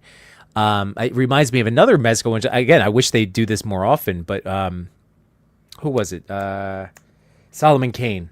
I never got him, but I thought that was really great too. The different heads and hair placements. So, I mean, I think whoever ends up getting this is going to be super excited. Yeah, the offer seems awesome. There we go. This Yeah. looks familiar. See, that's what I'm saying. He looks filled out now in today's pictures. Yeah, I wish I could do a side by side. I was going to do that. I just didn't have time. See those little glare spots I told people about? But yeah, Yep. you can kind of tell, like, I wish there was a way to do it. But mental picture. Take a mental picture really quick. This is something also I'm hoping that people look at this and then look at the solicitation photos. Usually it's in reverse, right? Usually it's like, this sucks. But one of the things that, I could have did it. I could have just went to their website and done it. But anyway. But one of the things that I talked about with Shredder was, how people were talking about how elongated he was and how maybe his head was sitting too high. I can tell you it wasn't. Right. There was I know it wasn't because that you know that scarf he had on that everybody kept flagging about. That scarf was a pain in the butt to put on him because he had like a centimeter of space between his mask and his body. So it's not like his neck was protruding. He could just wrap it around it. That's how, like, when I was reading people talking about that, I'm like, man, you guys don't know what you're talking about. Yeah, but let's see here. Hold on a second. I think I got it. I'm definitely gonna have to get with Chewing on how to like do double displays and stuff like that. Yeah, take advantage of the setup, you know. So yeah, this is their stuff. So yeah, you can go through and you can see like there's just different stuff. And yes, on the other side of this, I'm pretty sure people will flag some of this stuff, and you know you can definitely see some Photoshop, but I don't think that this is as heavily photoshopped as previous figures. But Yeah, you can definitely tell the difference of the forearms seem more of the animated style versus the general prototype from last summer. yeah, these things didn't have anything, and he does look like he's filled out the uniform a little bit better. Yep, he's doing a lot of push-ups. He looks great. Yeah, he heard him talking. Got different head sculpts and hair, and I know a lot of people. I know a lot of people are saying, "Oh, they hope they get this particular look from him." I don't. I think if this goes well, I don't see them stopping here. I think you can see some of the. If it goes well, I can see them doing some of the 5 points characters that they kind of showed, and then who knows, you could double dip and maybe get some of those later looks with an MDX exclusive. That's true. But So you made a point of the Cartoon Network. What else have they done besides? I'm assuming Space Ghost was under that banner. Was there anybody else? yeah, but you and I are on the same wavelength here, buddy. Yeah. I was just... Where are you taking us, Paige? I'm with you on this journey. Well, I like to do like a little poll. So obviously, I got it. CC, were you intrigued to get this? Were you enticed? I haven't done it yet. Oh, yet. That's a good thing. Yet. That's a good thing. Yes. Usually CC will say, nah. Yeah. It's not necessarily an easy pass on this one. I may have to pick this one up. It looks awful good. And like I said, I'm kind of curious where they go down the road with it. I'd hate to have to miss out and then backtrack. Oh, yeah. Well, that's very good advice for anybody on the fence, because that's what I'm experiencing with Dick Tracy, where I'm like, I screwed myself. I played myself on that one. I told people. Yeah. Shadow, all those, man. I was like, Tracy. why did you skip, while I'm pulling this up, why did you skip that one, Yimbo? Like, what was your personal thing? All right. Well, so sometimes it always comes back to, in my own spending, like opportunity in budgeting. Like I forget what hit at that time, but the 2-pack was at that was, unfortunately, it was just like, man, if it was the one, like that was my mentality, like at that moment. So that's all I think it was, and then I was like, all right, I probably won't even go too deep. And then I started falling in love with everybody's work and seeing all the pictures. So, Yeah. if I can track them down. I had success buying Two-Face from the, again, same deal. I was like, I'm not going to get the Batman. I got to get the two. I'll just, if it was 1-in-1. But then I ended up literally buying Two-Face at Chubsy Wubsy. It was being sold as a separate, and then I bought the black suit Golden Era, so I did it anyway. So I think it is all about timing too. Timing is a big thing. There's never one toy that gets revealed and goes up for pre-order within like any certain day. So yeah, it's always a choice that needs to be made. Yeah, especially if you're into something like Legions and you're doing all those all-in kind of like offerings, and and Oh it's God, yeah. charging right when like a wave is charging right when one of these sets are going up. Yeah, I feel like there was Um, also like an 8 month period where it's not just HasLabs, it was also these bigger Kickstarters and things from Super 7 that were going up for like these big, big ticket items, and that pretty much wipes away most people's budgets for like a couple yeah, months. Yeah. yeah. This is a very interesting point as well. The thing is, the hardcore fans, TMNT included, we want exactly what we remember, which is why the Shredder got some flack. Yeah. Yeah, I think people maybe have that ingrained, like either it's the that 90s version of Shredder from the movie, or they have the cartoon version. And when you see Mirage, unless you're like a comic fan, and even then it's like subjective, like, nah, I wanted Super Shredder. I wanted this version of Shredder. It's like, Right. I know, like, I was saying that. I was like, oh, I would love this in purple. yeah. Because that's the Shredder that in my head. Mezco, Yimbo needs Mezco layaway. PayPal 4, buddy. PayPal 4. It's true. It's true. But here is we're on the same wavelength, because here is flagged that for Cartoon Network, and here are some of the things that Cartoon Network does. It's not everything, but this is some of the stuff that they've done. So you got like the classic kind of stuff. They've done Space Ghost. They got Teen Titans, Tom and Jerry. Yogi, and then you start getting into stuff that maybe crosses into your generation. Johnny Bravo. And so Imagine Mezco Johnny Bravo. I've seen some Amazing. really good suggestions, man. Like I see a lot of Animaniacs, people requesting that. Johnny Bravo was definitely one. What was it? Did they do Animaniacs? There's so No, many. that would have good- been Warner. That would have been. Well, I Warner? guess this is technically right, doesn't they? Yeah, have this some is WB. Yeah. This was Once Upon a Time. Oh yeah, there's Star Wars. Sylvester. Okay, so they would be in here. Yeah. Yeah. Probably whatever stylized. Is that Andre 3000? That is. He had his own show. I remember that. I want an Andre 3000. What was that? Was it Idlewild? Is that the cartoon, or did he have something? I need to look that up now. I can see Teen Titans. So what was you're Teen Titans saying would be to us cool. is that Mezco is going to do a 3-pack of the Powerpuff Girls. I'm down. Yeah. Instant pre-order.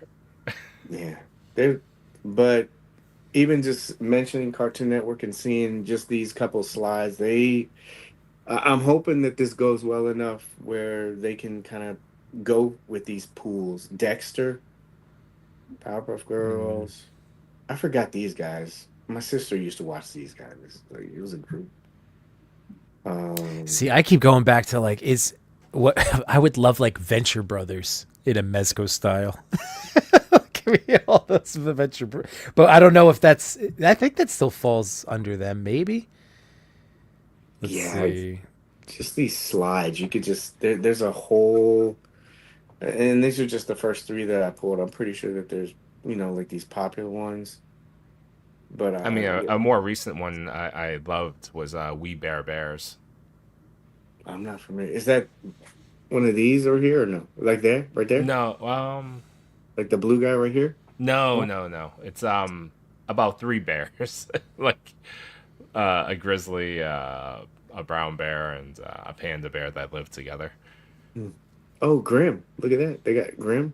I forgot about Grimm. There's just so many you can do. I mean, it's crazy.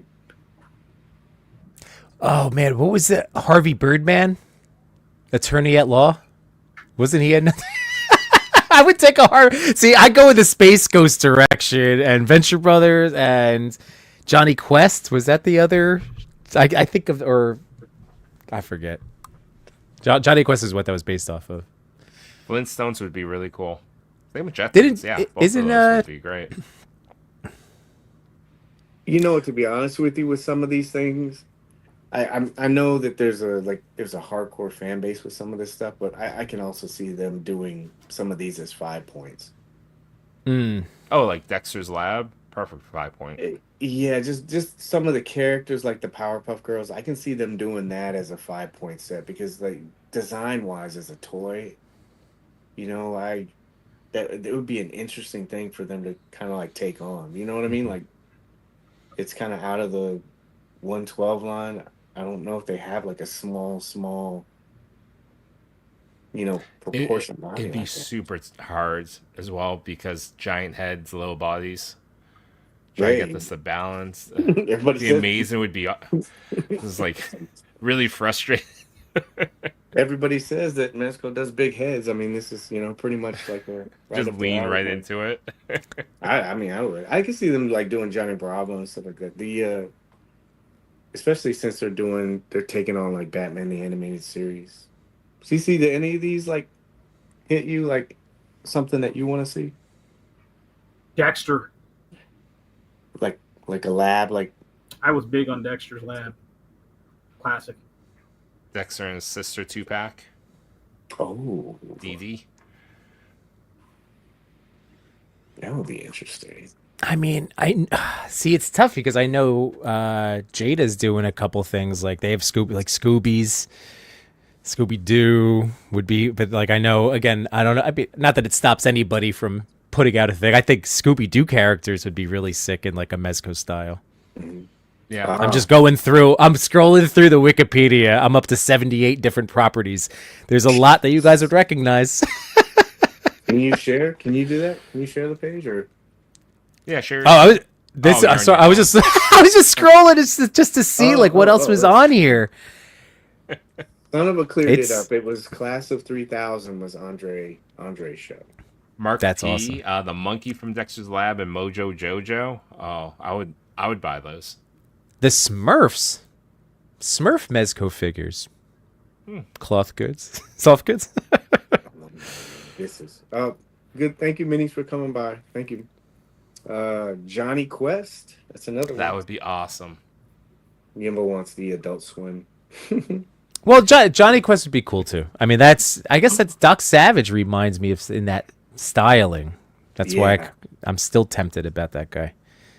This is a great idea because they did give those Mezits out, the Justice League ones and stuff like that. But Powerpuff Mezits, man, you would hit like a different market with that too. Like it's make them like really cheap. I think those Mezits, depending on what sets you got and what they had with it, I think those were like average like $15-20 each.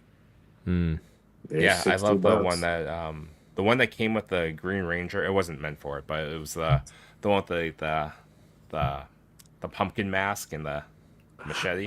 Love it. Ooh, guys, so here we go. This is in the Wikipedia under Cartoon Network Studios. So this is a division of Hanna-Barbera that has Samurai. Oh no, it wasn't. Okay, never mind. All right, I thought I was gonna, but that was Dexter's Lab, Johnny Bravo, Cow and Chicken, I Am Weasel, and the Powerpuff Girls. That was like their own special studio. I wonder Not how Samurai hard Jack, it would be to get the Powerpuff Girls.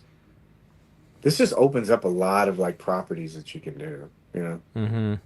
Well, I don't think anyone's really doing anything with that property right now. So I have to imagine it's a conversation that could be had. Last time we heard about it was CW was going to make a adult or young adult oriented Powerpuff Girl show live action with a bunch of like actresses. Oh But wow! that never took beyond a pilot. So, and that was like maybe 8 years ago. Oh well, might be. So, what I'm trying to say, it feels like it's open, especially since Yeah. WB shuttered Cartoon Network, right? I mean, if you can get Freddy and Jason together, however long that took them, I guess you can get a live action Powerpuff Girl, right? I've seen this idea floated around a lot too. Primal. I've seen that. A lot of people have been asking for that. Like when they saw this. So.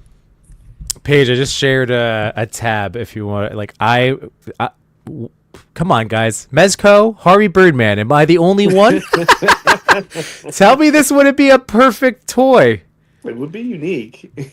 Con Right? exclusive Did you right guys not? here. Did you guys not watch it? I like own the DVDs. I thought, and then look, there's that his regular superhero I don't costume. want this one. I want the lawyer suit. I want the lawyer suit too. All right.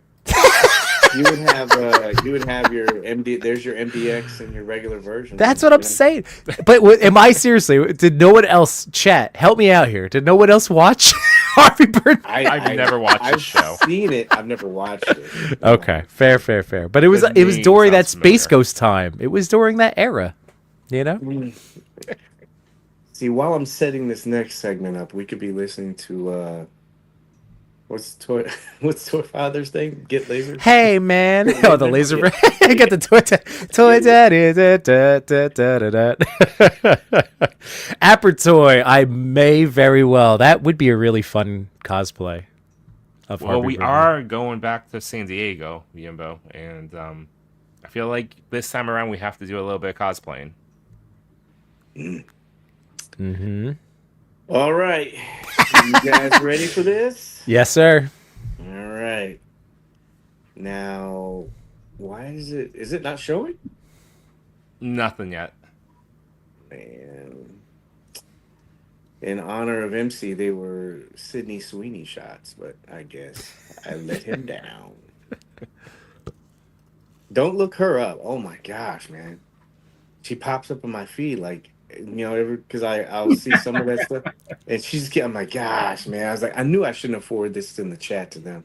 So all the kids are coming up. Yeah. It was only because of the one thing you forwarded. Right. The algorithm picked it up that quick. It's multiple. I'll admit that because I'm doing it for MC. I'm trying to brighten his day. Just trying to do some research over here. What happened to net neutrality? Yeah, and then you'll start getting bombarded with these deodorant commercials with her. I'm like, oh my gosh, this is bad. Is this a And now you own the deodorant. It must be, smells good, right? No. I was like, I'm not buying anything like that from her. I was like, how does she know? Well, she probably would know, right? All right, so hopefully this is showing now, right? All right. So again, I don't do like clickbait content or titles and stuff like that, but I'm sure that this probably might trigger somebody or 2 people, 3 people maybe, but I want to talk about this goalposting. It kind of ties in with the Spider-Man stuff, but we're not going back to the Spider-Man stuff. We'll just talk about it in general, right? So get ready.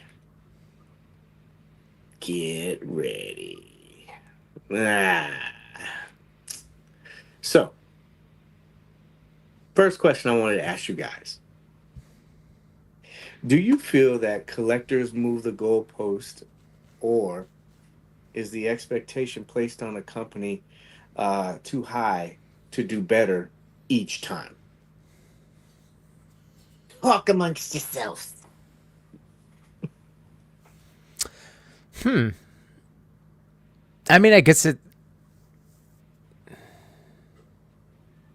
I guess Do you the have it? collectors kind of do it to ourselves. I mean, I think about like when we see a movie and we instantly start to, if it, I don't know, Paige and CC if you do this, but if you watch a movie and it's not to your level of expectation, you start to rewrite. It's like, well, it would have been cool if this happened or if you cut this out, and you start to make a better story yourself, even though you've seen the finished product, blah, blah, blah, so that it ends up being not satisfying for you.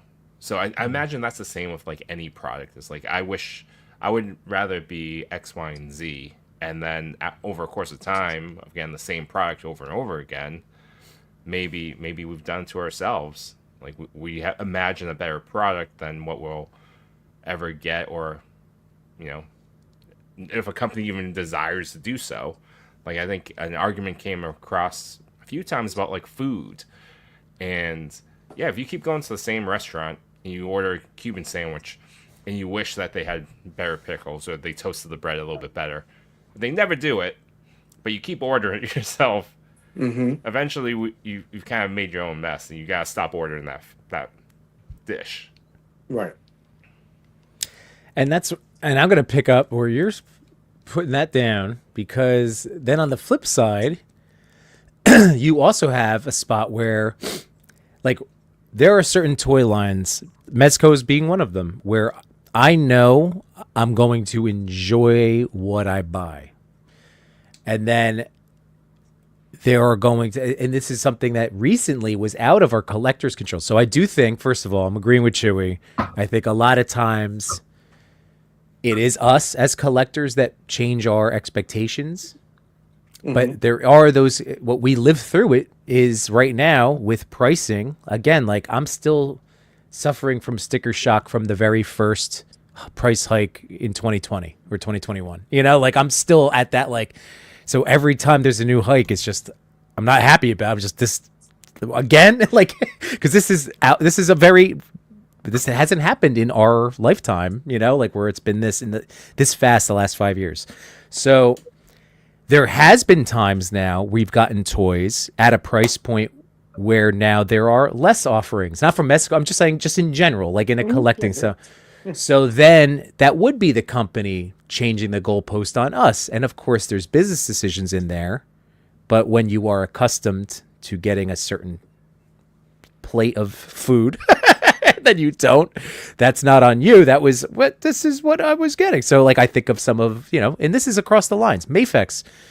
You know, no one craps on Mafex, which fine. I want them to make, they don't need us. They don't need 1/12 scale action figure. You know, like that's not their bread and butter. But nobody gives them flack, and they get to coast. And like they have a lot of issues that I find with their toys. You know, for instance, it's not just this magical perfect toy that exists. It's just that no one ever like gives them any grief, which again, fine. But then what? Yeah, I don't know.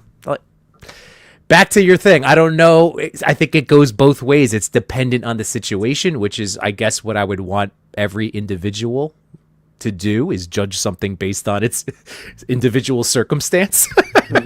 Right. You know? What about you, Paige? What about you, CC?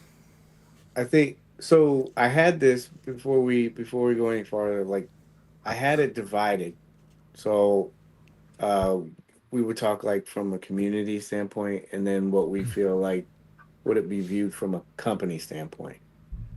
So, like with this as a community, do you feel like we do it? We'll talk about company in a second, but okay. So like sticking with us, with just within community, do you think that there's, well, CC, because you answered it, but like CC, do you think that it's an expectation,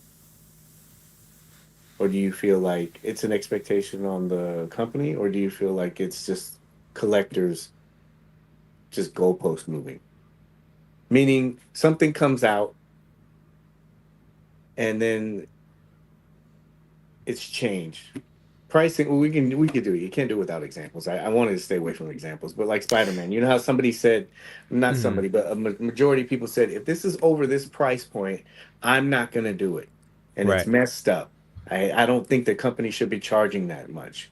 And obviously you can see all this stuff kind of happen in real time. And so I personally think that the reason why they didn't announce a price point right off the bat is because they were looking at some of that. Yeah. They were looking to see, okay, well, this is the range that they want to do it. They collected the data, they gave it to whoever needs to do the approval for it, and they said, okay, and they came up with this concession, whether you agree with it or not. I think they said, okay, well, they don't want to pay this much, and we don't want to pay this much. Let's make it $50. Do you think that price? So I again, this is just where I'm not on the business side of this, you know, whole thing. Like, would they be able to? Like, I feel like if they probably would have known the price. I feel like at that, like when it was first announced. Like, I don't know if they figured out. Like, I don't think we as toy tubing YouTuber guys, like, I don't know if we affected this particular price point, but I do think that we will have a voice moving forward. I think people potentially. I think communities could have a voice if it's more unified. You get mixed messages when you have like part of a community saying, I'm not going to pay over $60. And then you have like, it's like a 60-40 split. And then you have a bunch of other people saying, no, I'm cool with that. You know, it's confusing for a company or anybody to look at that kind of stuff because you're not getting a good solid volume. Like if you go Right. into a group and you see somebody, if you see a majority of people praising, but you see a lower amount saying, "Yeah, I don't like that figure," but everybody's saying, "Dude, this is great." Like with Samurai Jack, that's what I saw. I saw like people were really happy with that, and they were trashing Yeah. it before. And I only bring that up as context because it was all prototype stuff. But everybody, from what I saw today, I mean, obviously there's going to be a few, Hmm. but everybody seemed genuinely pleased with that. And so when you're going in and looking at doing like market research, and they see that, that's what I feel like happened with this Spider-Man. They saw people saying, if this is 60, I'm not buying it, or whatever the price point was. And then Hmm. they saw kind of people saying, yeah, I'll pay whatever because I want to do it. And then they were looking at it going, you know what? We're not going to go lower than this number. It doesn't have to be a big gap, Sure. between 60 to, 40 or 50. That's not really a big gap for them. Hmm. That's what I think. And I think they said, okay, 60 is way out. Let's bring it down a little bit. We've done some, we're catching flack for this. We've caught flack for some of the other items that we put out. Let's kind of let's give them something. Yeah. I mean, again, without knowing, like I could see it happening. I mean, like, or it was just they priced it like I came to my mind as a $50 price point because of course wanted to be 35. But then in terms of what was discussed, and again, there were some very good counterpoints brought to my attention about like, new molds and bucks are what toy companies should be doing. It's not, well, why does it have to have a price in a different way? So I understand all of that. Yeah. I mean, the Spider-Man thing is so interesting because every other pre-order we know in advance.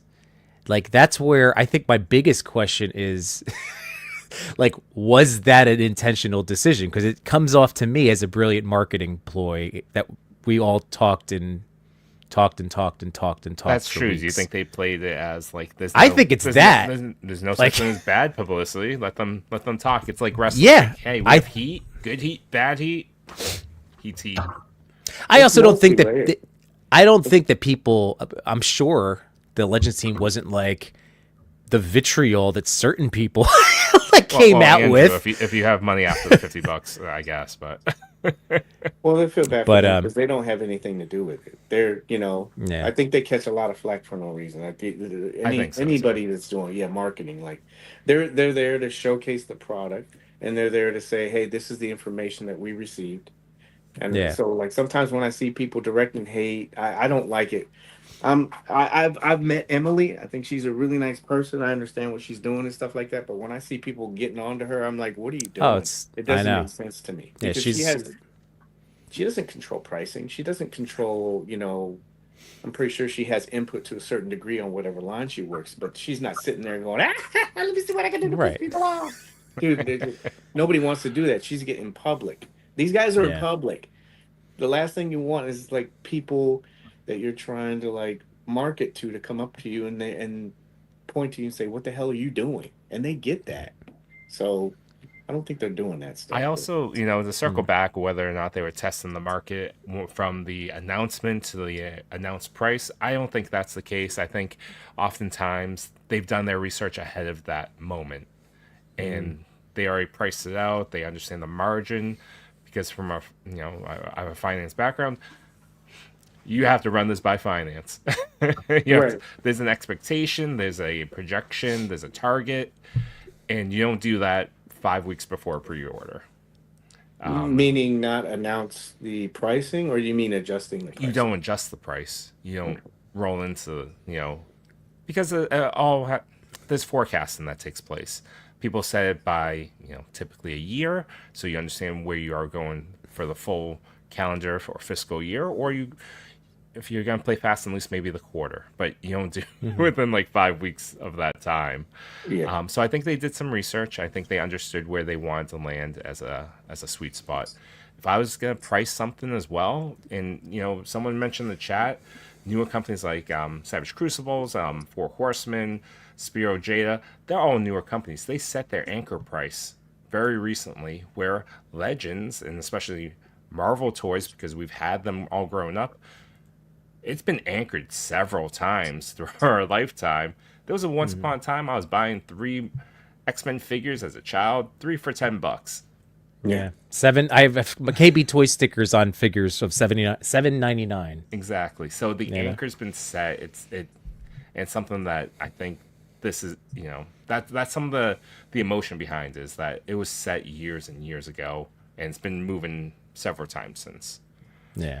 So what you're saying is Jeremy should be able to tell us what that dragon costs. I'm certain he knows the number. I'm not calling no I'm- Four Horsemen just by any kidding. means. No, But, like, I'm just kidding. I'm just I'm sure kidding. he has a number, a range in his head. Sure. Like, that's well I'm just known. I'm sure I'm sure he has an idea. Yeah. So Could you listen, imagine? No.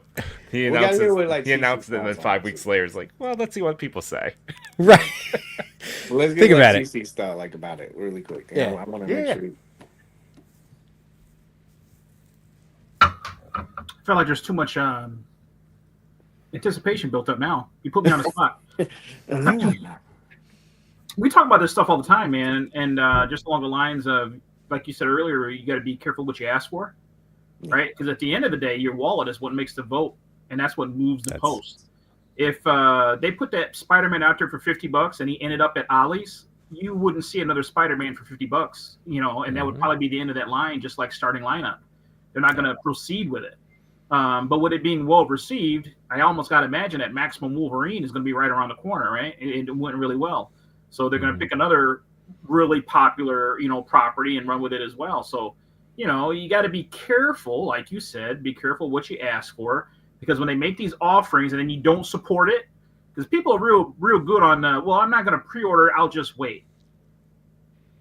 Right? Because I think a lot of them are really waiting to see if it's going to end up at Ollie's or, any of these other deep discount places, especially with the Legends offerings, because you get burned a few times. You pay full retail, and then it does kind of bother you when you catch it for $12 later on. I can only imagine had you paid full price for those starting lineups, kept them, and then caught them at, Ollie's for $5, you're a little salty after that one. So that's a tough pill to swallow. But at the same time, yeah, you got those figures for $5, but there's no wave 2. Right. People celebrate all the time when they catch them at deep discounts, but that usually doesn't, mean a lot of good moving forward if you enjoyed the line. It means you'll get a couple, but don't expect to get any more. Right. That's right. Especially with if the clamoring for side characters and whatever it is, if you go there, that's it. Okay, so I'm gonna try to push some of this along, but because I know we're at 147, but so hey, Plasty, how you doing? And Machu, J Shot, Holly Post. Machu. They had on Ian Saunders photography tonight on Between Two Sentinels. Ian's a great guy. Oh awesome yeah. Awesome photographer. Super talented. Yeah, he is. I really hope he brings back his fill the frame segments. Those were really good. They were great, and he's another guy, Dick Tracy and Prune Face and that damn probe lens. Yeah. It's like he was one of the guys, and damn it, why did I get Dick Tracy? I'm pretty sure, like, B&H is like, why are all these probe lenses, like, why are people buying all these? Okay, so we talked about it from a community aspect, as far as like is the expectation too high, or is the goalpost moving? So from a company aspect, what is something that companies can do to kind of calm that, or at least make it better, or where it doesn't build up animosity in the community, or making them think that?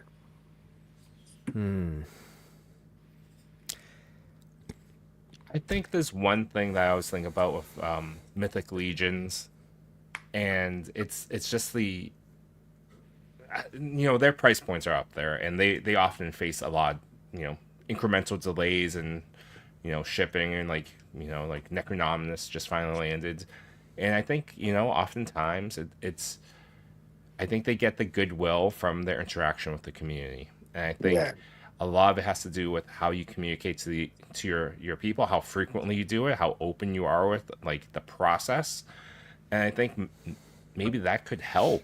And even to that point of maybe even make it a little bit more limited too. Like I honestly thought Max Spidey was going to be a Pulse exclusive, like Dragon Man. And I was like, oh, okay, they're going that route. So then you avoid the notion like this will end up in Ollie's or a Ross.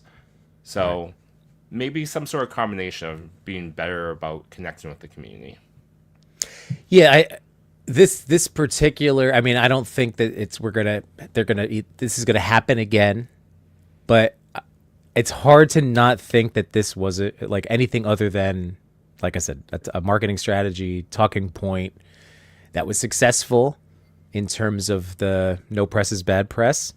I also think that like Legends, when we think of, again, going to Spiro, Savage Crucible, who else comes in at that like 30 Valaverse?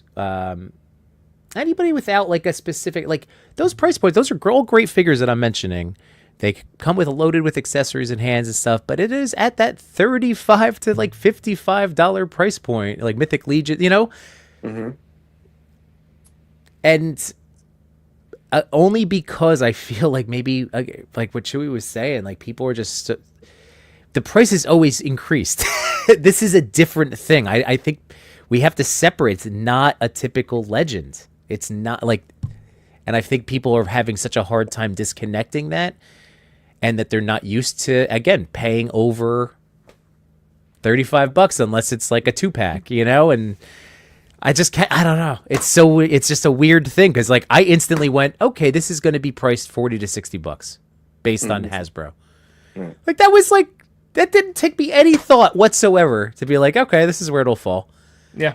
If it's more than that, I'm definitely not going to pay. But like that would be what I'm hoping. And then they split it at 50. Like, I thought they kind of did all of this. Like, if anything, the animosity was from like vocal members of our community. I feel like the silent majority said, "Screw this! This is what we wanted and asked for," and pre-ordered it. Isn't that funny though? Like how it's reverse spun. Yeah, You would think that would create so much animosity with your customer base that it would prevent people from buying something, but it's in reverse, and it worked to where more people bought it. I mean, I don't think this is a good plan. I'm not big into generating negative emotions in people, so that's not my goal. Yeah. So like, of course, I don't think that was the plan, but oh yeah, no. I don't think that they thought this was going to happen. No. I meant the talking. Yeah, a lot of speculation and talking. They thought, which did happen. So maybe in this case, you know, if they didn't want that to happen, maybe they follow that same track. Actually, now that I think about it, maybe they did want this to happen. We've been talking about this figure for like 6 weeks.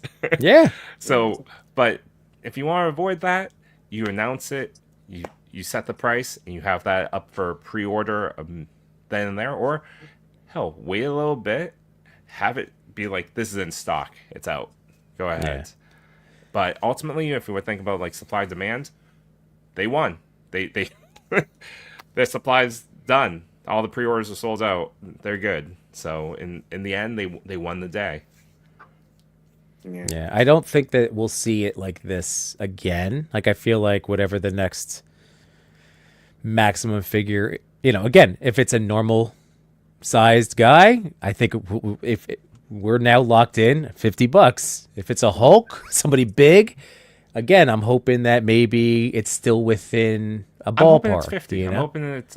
I hope. Why couldn't it be 50? Is the anchor point? Like I hope that is their new price setting for this line. A different line. Oh yeah. It's a different line. Yes, thank you for clarifying. But for this particular thing, right? I hope it just stays here, and that's what they're working with.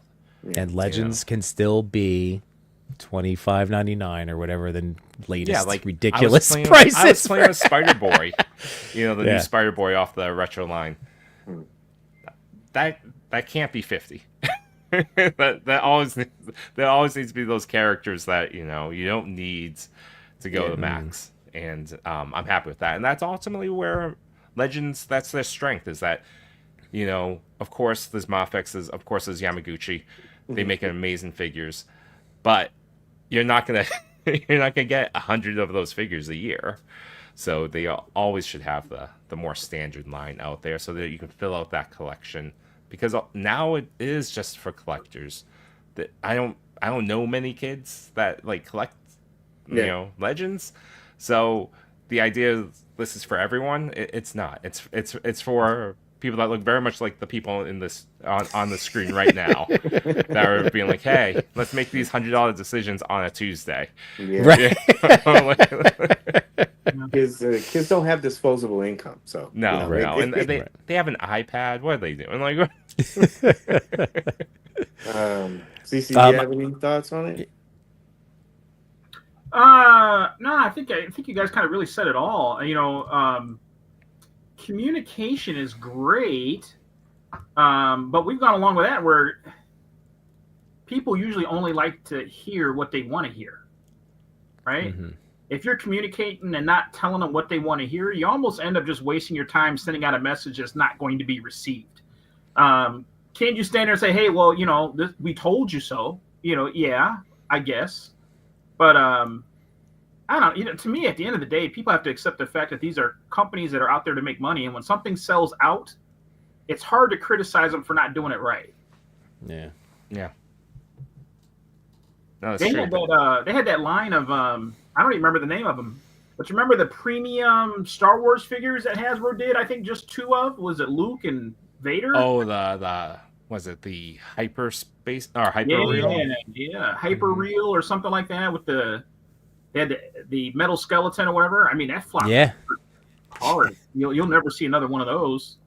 Yeah, that's true. That came and went I'm sure very they're quickly. learning and, you know, kind of developing the way they do things. That was a big loss on that one. CC, I actually had that Luke Skywalker in my house at one point. I bought it from Best Buy on sale, and then I was like, "This is 8 inch." I was like, "That's not what I want." I ended up returning it when I realized how like out of scale like from the rest of my stuff, but. Yeah, it was intriguing. It was also around the time I was curious about the Keaton Mezco Batman. I'm like, oh, another seamless body. All right, let's see. Yeah.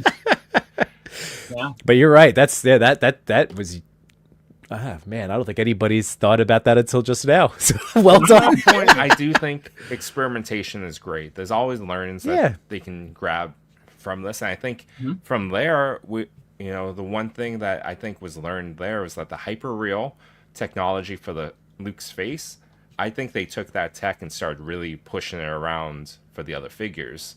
Remember we had the 12-inch Legend line for, I think, $50-$60 a figure.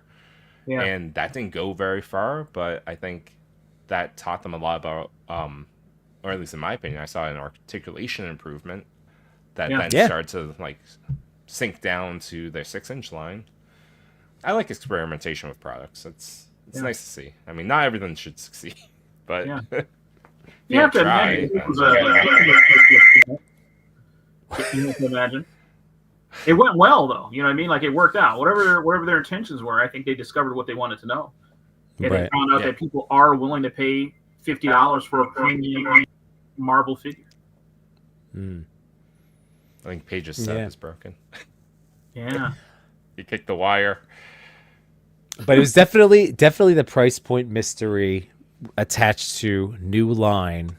And then, like Carl was saying, like not being able to separate that it's a different Legend thing. Mm-hmm. I think that really kind of hit everything. What would you guys want to see? Plasty asked a great question about like what maximum Hulk accessories would you want? Maybe that shockwave effect, kind of. You do that.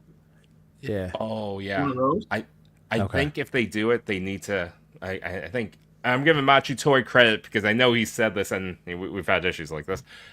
The thunderclap that that figure can actually do it. I think that would be a big win. Yes. And dude, the Hulk. I think go. Like give us the face sculpts. I don't want 3. I want 4. Give me 4 sculpts in there. Give me the variety of what I can play with.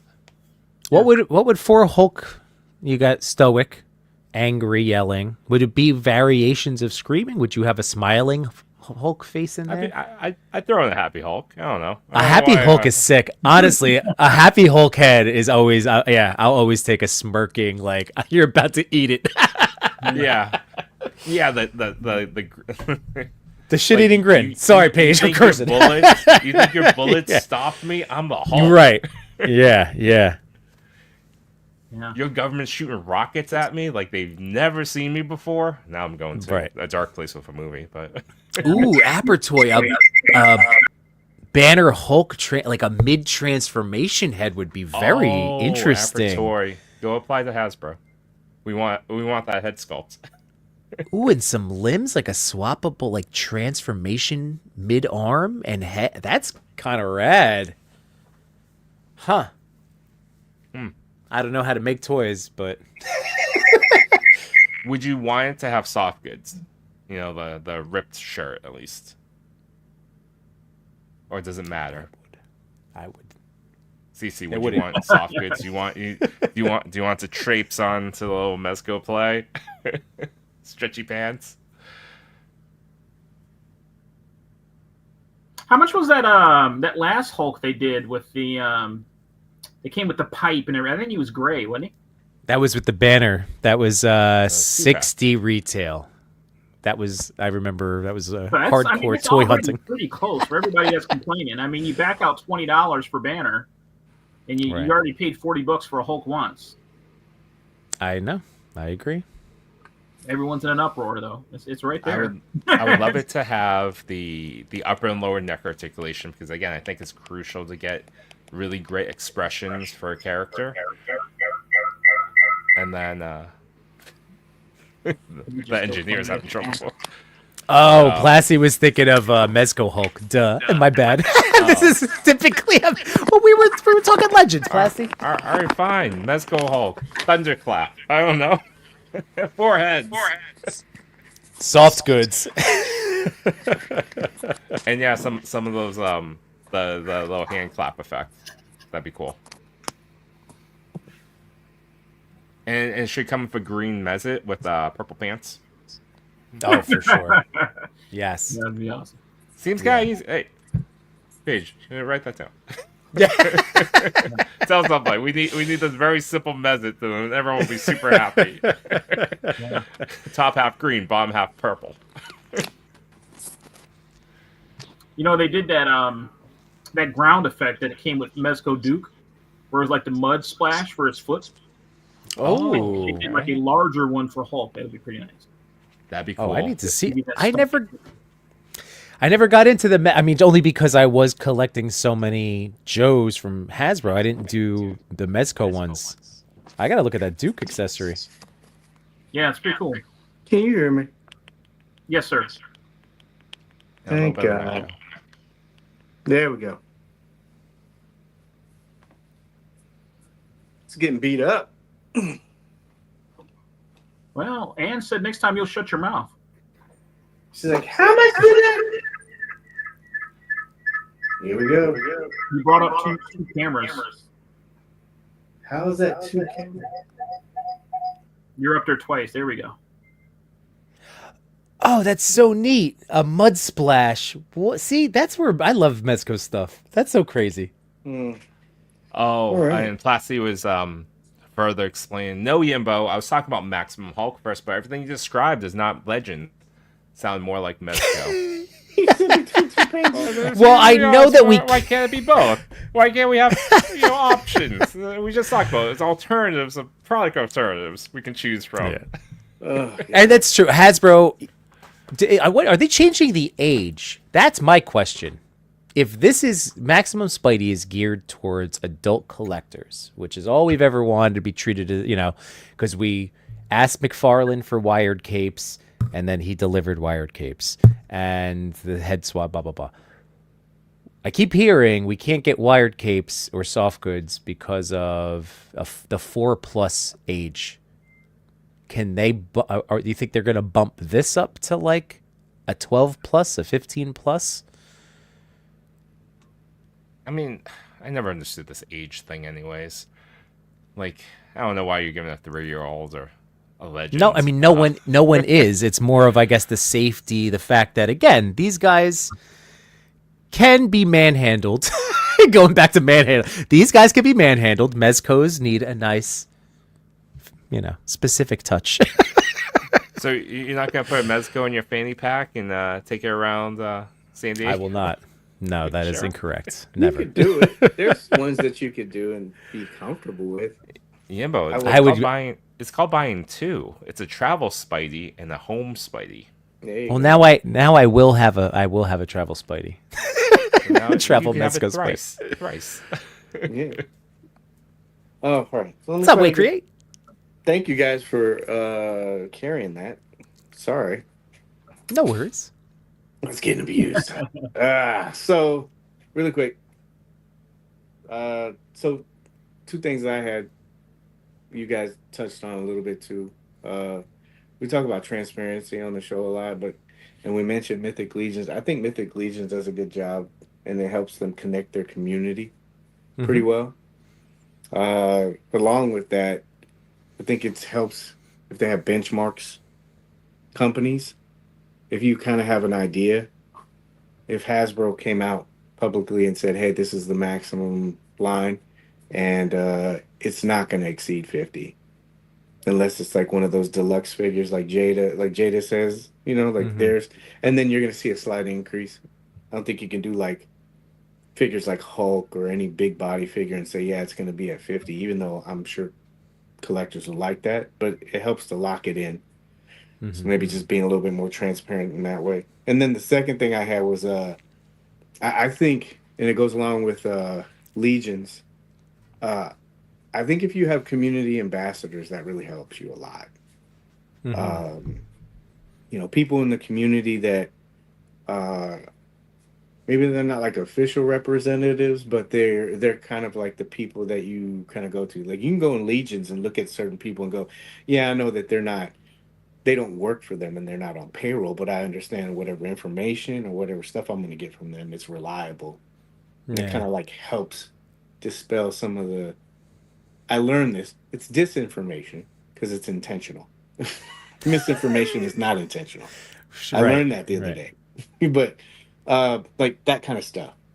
Or clarification on certain things, to a certain degree, Well, Mythic, I mean, like they have. I mean, I know we're gonna hear from like Jeremy. We're gonna hear from Trevor, and then like Dorklair's Bill's gonna end up getting something to showcase a little bit early. Like they do have a nice system of rolling out information to everyone, and they selected really good, like you said, company ambassadors, whether they're working for them or just with them. Like they're good people to disseminate that information. So and you, like Paige, you're always somebody that I view that in terms of you and Mezco, in terms of like getting a heads up about like Doc Knock and things to look at, and even just earlier with Miles's ankles, like so that's good. It's a good thing. Yeah, I think all companies you could do that. I know it's probably a hard process. You have to vet people, and then it takes time to build that trust with that person for certain things, obviously, because and they've done that in the Legions group. They've done that with Mezco, but I think it helps Hasbro maybe do that, but it's really hard to do it. It is, because you don't know. No offense to anybody, you don't know when somebody's going to flip and have a bad day, and maybe they use that megaphone to put out stuff that you don't want them to be putting out. Right. So but I think it helps if there's somebody there. Yeah. But yeah. I did want to talk about really quick prototypes. Just really quick. What are you guys' outlook on prototypes? I won't ask CC because I know we've talked about it so many times. What do you mean? Like showing prototypes?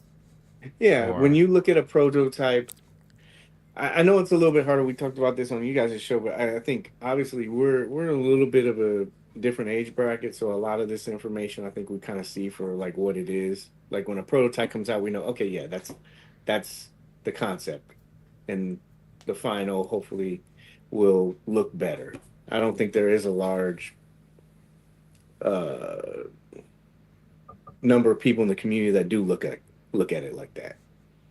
So I didn't know like what you guys thought. Like when they show stuff like that, do you feel that it's an actual representation, or are you already in the mindset, okay, hey, this is gonna go a different way?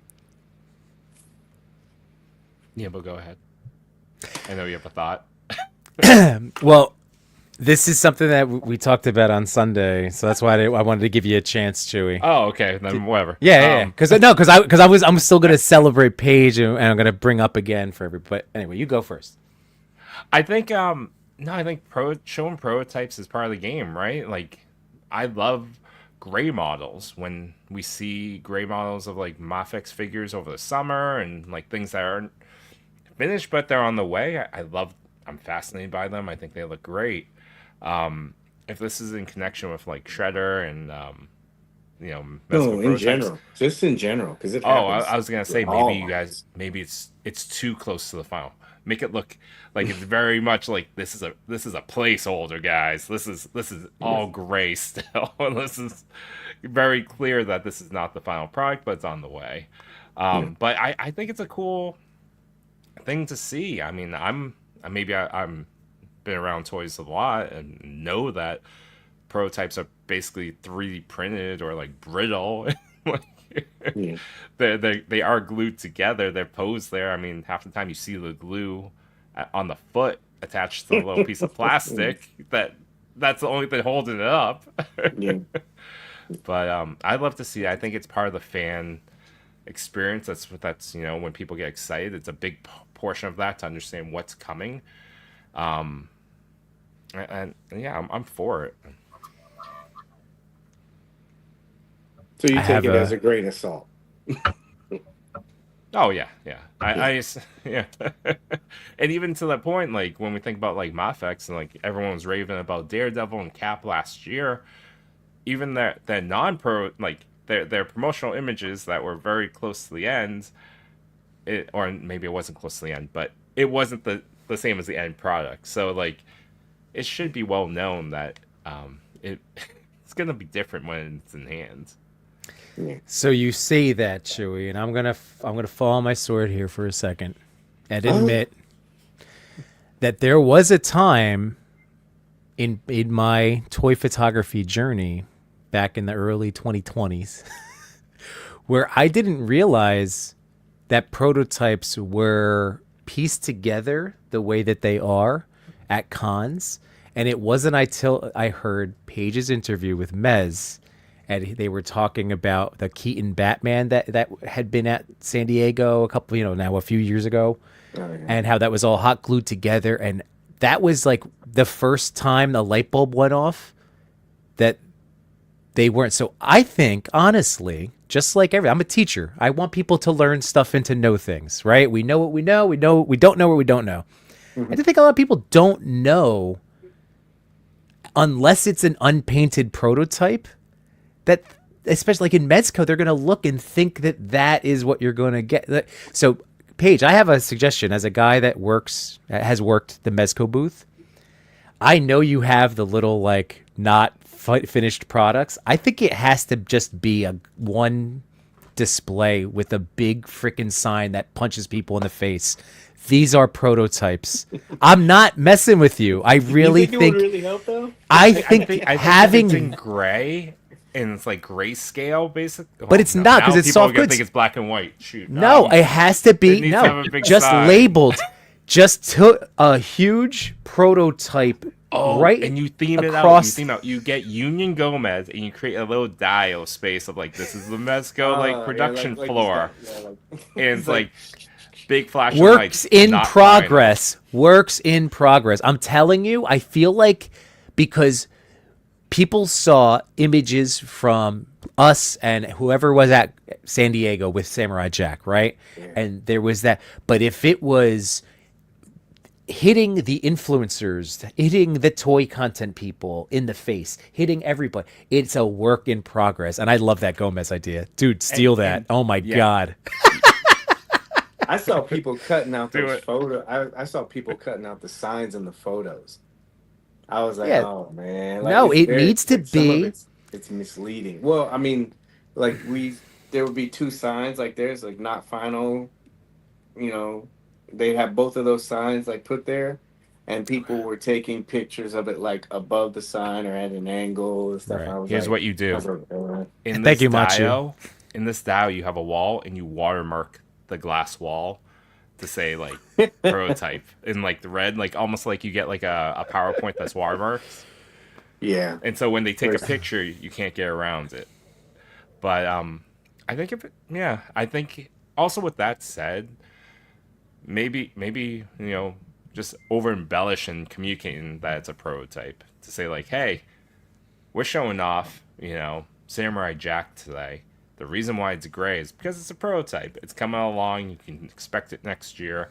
It's gonna be great. It's gonna maybe talk about like one or two features about it, and then that's it. And that little snippet Yeah. of content, as you said, like Mythic does it all the time. They talk about tons of that stuff. Right. And Paige, like think about too, like you guys will still be able to, because I think it's so cool that you sprinkle in little Easter eggs and stuff throughout this. Like this is just that you could maintain everything else of that fun experience that you guys put together.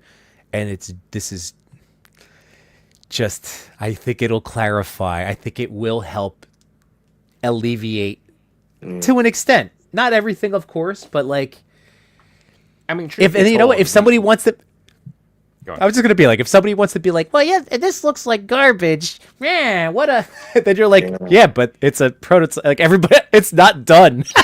Like it would just, like that has to be. Although, to speak against it as well, it's that some of the prototypes, we knew it was prototype at the time, they still look freaking good. So, like, Miles last year at Comic-Con and, like, Cap, clearly not final, but they look damn good. Mezco Turtles it did sold the job everybody. without Yeah. needing to be like, no, it's not ready.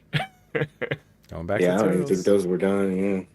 Yeah, and I wasn't trying to skip Machu's. I actually had it starred, but he made a very good point too. Is Yep. I don't think prototype shown always. I'm sorry, because it's really small. I think prototypes being shown allows for some critiques, Oh, yeah. and Yeah. I like this, and this is kind of the point I was going to is that I know that they're advertised as prototypes. I don't know how well that gets received by the community, and how like it can be used as an opportunity. Somebody mentioned this too earlier. They were talking. I think it was Plasty. He was mentioning about how there was feedback given on like a certain figure. I think it was Wolverine, and they changed it. I'm wondering if people like just change their perspective on it just a little bit. It would actually help instead of like hurt both parties. Because like if you saw that, well, a good example was when they put out Shredder and somebody said something about, or Wolverine the year before. They said his neck. Everybody's talking about that neck, that giraffe neck, right? Mm-hmm. And so that feedback, and then that got brought back to back. It got modified, and then that was put out again. And so I think a lot of times that those things can be used to help give both parties a better understanding about what it is. That Shredder went through some revisions. I think that's a before it was good put out summary of again. it too. The idea of like feedback and insights from the consumer, and I think you guys touched upon this on Sunday. It's just the manner of which it's feedback and insights is given. I think to that point, like a lot of it is valid and can help improve the product in the end. It's just the manner of which it's communicated. That's the biggest thing. I think especially like with prototypes. It's kind of funny how we see like how like a good example is dioramas. You know how somebody will show and it's all pink and it's not painted and stuff, but you can kind of get an idea of where that person's going. I don't ever really see anybody look at a diorama and say, "Yo, that looks like shit. It's not going to go anywhere. What are you doing?" Do you know what I mean? Yeah. That like people don't do that because they understand that it's a work in progress. I think that concept's kind of lost. What? I'm about to give Mezco the company an amazing idea. Okay, so this is all building on what we were saying. Mm-hmm. Union Gomez, work in progress, and then someone with a phone there to get people's suggestion on a prototype and then instant content for the Mezco page. Record, like, have people, instead of filling out a suggestion card, you just go, yeah, do you see that? Like, what's something you like? What's something you'd want to see fixed or improved or whatever, however you want to word it. But, and then all of a sudden you have this a day worth of, it's not all going to be great. I was gonna say, Yimbo has the biggest heart and like belief in humanity. I think me and Paige are just like, CC's just like, you don't think that that will go right. I think that so's will gonna open up the floodgate for all of that stuff. Where all right, never mind. You know, like, oh no, I don't like that shade of teal of blue. You know, there's just certain things, you know, like it would just get really, really picked apart. All right, never mind, Machu. Everybody, I know. All right. I like bad idea. Even into that I like idea the of like idea. experimenting with it, like maybe it doesn't go that way. Maybe because you have someone like Yimbo trying to like keep it cool and like goes in with like this like real like rah attitude. Who can be mad at him? And maybe you do gather the more useful feedback. So who knows? We don't know what the future may hold. Maybe that could work. I'm telling you, work in progress. It's the instead of not final. I'm with you, Plasty. Maybe test it at a smaller con. He says like, I like the put work in progress instead of not final. Like I feel like it hits different. Hey, Paige, I'm a teacher, man. I have to explain stuff. 20 eighth graders every day to try to understand Shakespeare. 2025 teenagers, like teenagers existing in this day and age. So I'm just saying. Yes. People wondering. Work people in wondering about progress. Yimbo's classroom. Yes, he does rap Shakespeare. He is that. I do. I do. I did To Be or Not to Be over. What's the difference to the instrumental?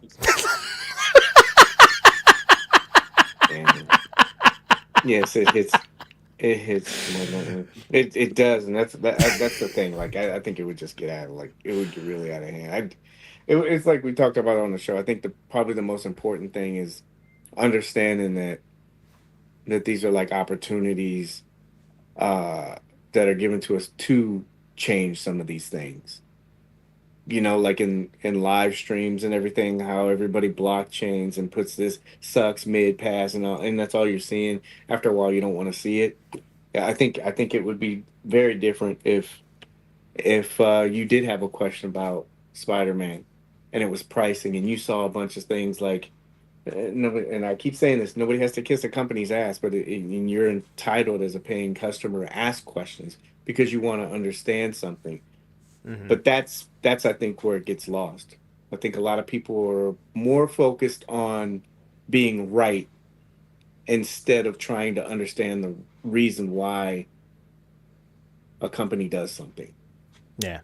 Like how do you explain it so much? But like if you said you had a figure and somebody said, well, why is it that much money? Well, because we're using new tooling. No, I don't think that's right. I don't agree with that. Okay, well, we changed out the joints. We did this. We did better pointing. No, I don't see it. Okay, well, we did this.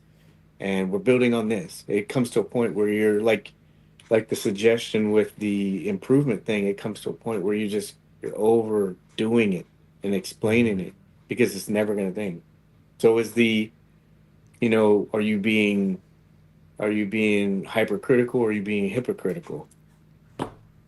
Because that's what the whole goalposting thing is. I think that's where people have to kind of understand where you're at with it. Are you questioning because you want to know the answer, or are you questioning because you just want to be right? That's a big question. I love it. That's for every person to answer. That's for sure.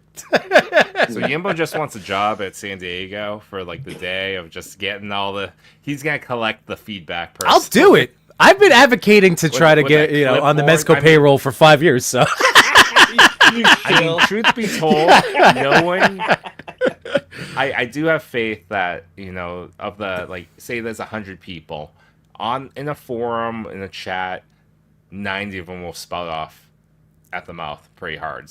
But in person, and Yimbo's pretty tall, I'm gonna say 20% will spout it off, and then 80% will now give you the feedback that might be useful. Yeah. So here's one other little suggestion. I just because I think this is so good. I agree with you that would be Pandora's box. I agree to everybody, all of the things that you guys have said. But getting feedback is important, especially if that's what the point of the prototypes and having us see it and be able to give a little bit of constructive feedback. Yes.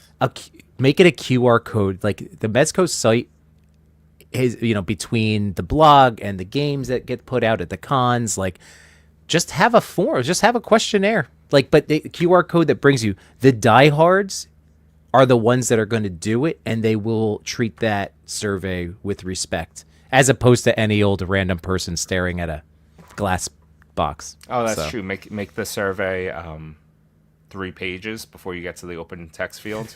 You gotta, no, but just like hard to get to question 20. What do you you get? think? What I'm saying? Right. Okay, so out of the 4 of us, about my suggestion, like that, would you guys do it? Would you take the time to fill out like a post-con Mezco-based, like your feedback matters in the development of prototypes? Like I would spend that time. Yeah, and you could root out also who is there just to kind of do it to be a dick and doesn't have anything constructive, as opposed to somebody saying "suck, Pat." Yeah, it's the same thing. Like with comments, comments are huge because, like I said, you have this open opportunity to communicate and connect with them. We didn't have that before. And now you have a direct line through lives and message boards and stuff. And to not take that opportunity to say, hey, that neck looks it looks high. Is there a reason for that? Yes, it's a prototype. Boom. Instant feedback. Or, hey, you know what another good one is? Wolverine with the arms. I think that's a great way to kind of handle that. Hey, in the movie he didn't have claw, you know, there was scenes where he had his arms exposed. Is there any way we can get an option of that? Oh wow, great idea. They write it down and then they say, hey, we're working on it. And it's like direct communication. That is a thing? Yeah. That's a thing that's happening? Ooh. No. Oh, No. Give me those bare arms. Look at I want a bare arms Logan. Hugh Jackman at the age of like 59 like worked out for like a year. I want to see that ripped in plastic. Oh, give me this. Look at that. Yeah, but it's like you can address some of those like little things, you know, but it works both ways. You gotta be able to communicate that for one to a company, but then also it comes back to what I was saying about, are you arguing to be right, or are you arguing, you know, because you want to know? Like you get the answer and okay, got it. This is what the answer I got. I may not like it, and I can even expand on it. Nobody's saying you got to stop the questioning right there. Well, can you explain this? Yeah, sure. Here you go. Boom, boom, boom. Right. Yimbo's smiling because he understands it's like communication, like with his teacher. Yeah. Like, I don't understand this. Yeah, well, it was this. Well, can you elaborate more? That's better than, you know, no, I'll call bullshit on that. You know, it's right. Yeah, that's why Yimbo will be perfect at this. That first time that happens with me, I'm turning around and be like, Yimbo, take this one. I can't even. Yeah, that's my life. All I do is re-explain things in different ways from the moment I wake up until the moment I go to bed. That's my whole day. And then, except with my wife, then she's re-explaining things to me. Heyo. Oh yes, and then I had one more because I know we got to kind of wrap this up. But the other one that I had is something we kind of like talked about before. Do you guys feel that a majority of the community stays silent for whatever reason that they have, and that the people that do have either legit criticism or negativity, they're much louder than everybody else, and so that's kind of like the majority of what we get. Are loud people more loud than people that are quiet, and then that's all you see? Cece. Yeah, it always seems like a lot of times they always talk about the silent majority, right? Seem like the folks that are happy with the releases, we're just content. We're not out there beating the drum. Where those other ones, man, they just have to be heard, and oftentimes they're not. Unfortunately, well, I should say, fortunately, they're not the majority. If they were the majority, I'm not sure it would be good for the toy world. But Yeah, no, there have been times, even in the group, man, where like, well, we're build momentum, and you really see a shift in things to where when people emphasize the positivity, suddenly the folks that are negative aren't comfortable, right? Like when people jump on positive posts and write them like you would a negative post, a lot of times that creates a lot of momentum, and then suddenly the negativity just kind of fades to the back because they can't build that fulcrum, if you will, what I mean, to kind of move the world. But a lot of times it only takes one negative comment, and boy, does it snowball really quick. Yeah. But it's just the same. We talk about it all the time, man. Usually it's the same handful of people, and when something happens, you almost know who's going to jump on board. Yeah. What's interesting with it all, especially with like those negative comments and the people that like hate like review bomb like a product, a movie, or whatever. Because it's so off-putting, it get, for at least for me, from the way I purchase and make decisions, it goes completely ignored, or even more toward the opposite. It's like, yeah, let me actually can't be that bad. Let me try it. Yeah. I just, I always say it all the time, like during my work day. I just like try to avoid extremes of any kind in life. I just feel like any direction of an extreme. I live in the gray area. I try to have compromise and understand. I try not to, and I just feel like that's just a better way. I don't know, just even keel. I try to be even keeled throughout my day. I save emotional reactions for stuff that's, like I said, I guess bigger than toys, because toys are fun. These are supposed to be fun. That's a good point too. I heard I was listening to this podcast. This is guy's name's Curtis King, and he's been going back and forth with like Drake fans and stuff, and he points out all these things, in comparison, and he said something that made a lot of sense. He's like, facts over feelings, and I don't think a lot of people like to deal with that. A lot of you'll say something to somebody and it'll be rooted like whatever information it is, and it's wrong because you're saying it, like you said, in a positive light. I don't think a lot of people can handle that, and then it becomes reversed. Like, if you like something, you're a shill. Nobody's ever name calling. Somebody will describe whatever action you're doing, like you're complaining. Well, I'm not complaining. I should be able to voice my opinion. Yeah, you should. Really should. You should be able to, because that makes the product better if you're trying to voice your opinion. But when you're just dogpiling something, you're just shitting on something, it doesn't make. But just because somebody likes something, like you guys said earlier, it doesn't mean that they're wrong. It means that they just like whatever that is. And that doesn't mean they're shilling their company. They just like whatever the product is. I go back. I love the Shakespeare quote. What is it? There is nothing that is good or bad. Thinking makes it so. Oh, yeah. That's very good. Just Yeah, no, that is good.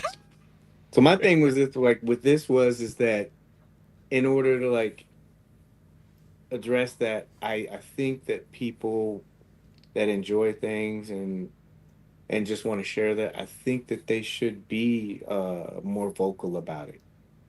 There has been some great conversations lately in the collecting groups, like the Mezco one. There was guys, Carl, I hope he's still here, but Carl was going through and he was giving examples of Shredder. And then I saw a bunch of people today that were just Samurai Jack fans, and they were sharing these different versions. And it wasn't to trash the offering. It was more of, look at all these options that if this succeeds, this is the things we can get. And I think it's cool to have those kinds of conversations as opposed to, you know, and again, constructive criticism or anything that makes the product, yeah, you should definitely be able to do that, especially if you're a paying customer. Right. You know? That's a big thing. That was a big point of my contention too. Like if you as a consumer, you have every right to be upset about something falling short of quality of whatever. But yeah, especially just emotional intelligence. Chewy knows because he saw me get very upset on a stream once because I couldn't order Spider-Man Noir. That's why I speak from like life experience. Oh, you had like a rage I video? got so A rage reaction video? I no, when we were on a stream and I could Target, it was just that awful ordering system, and I'm a different person than I was at that moment because I learned about emotional intelligence. I started learning. I'm just saying. So if you're somebody, I used to say I wear my heart on my sleeve. So if that sounds familiar, look up emotional intelligence. It's really fascinating to start yourself on that journey. Just Yeah. you know. Yeah. But it's what Paige. It's what you're basically advocating for is before reacting, feel your emotion, understand where that emotion's coming from before. Yeah. You know? This makes for better, not better, but more productive conversations. I think you can get more out of it. And then, I don't know, in a day and age when you can, guilty as charged, in a day and age where all you got to do is go to the search button and type in a couple of keywords and you can, find out what people said. I'm really surprised people are very okay with just saying whatever they want and not having somebody come after them a little bit later. There's some vindictive people out there, and they're just gathering information, and it doesn't take much to sit there and I never said that. Oh, really? I just want the world to be a nicer place. Exactly. And hopefully that's what these conversations kindness forward. Typically, that's all it is. Let's end off on a good note. Oh yeah. How about, so it's this thing, I won't pull up the slide, but it was pitch meeting. We do this a lot on the show, but I saw a bunch of conversations about lines like G.I. Joe and Dick Tracy, and there's a little bit of it's like a little bit of cloudiness over that. There's also pre-orders that we got that can be expanded on. So the question is, like, what pitch meeting is what line or character, if you had a chance to kind of talk to the creative people there, what would be a character that you would want to see whatever company that you support do? He said on a good note, not a hood note. Spirit or Quick Kick. So yeah, whatever your company is, whatever the company is, and then whatever the character or project you would like them to do. You got that? You want to go first, Joey? You got something brewing? In my head, it was I'm just thinking about Harry Potter, and I'm thinking about how in my collection, I in the articulation I like and the accessories I like, I only got the 3 figures, and this is a series that lasted 7 books, 8 movies, 3 kind of prequels, gonna be a TV series, became a Broadway play. I got 3 figures. I feel like any company could take it and run with it for quite a few waves before they were really pulling from like C string characters.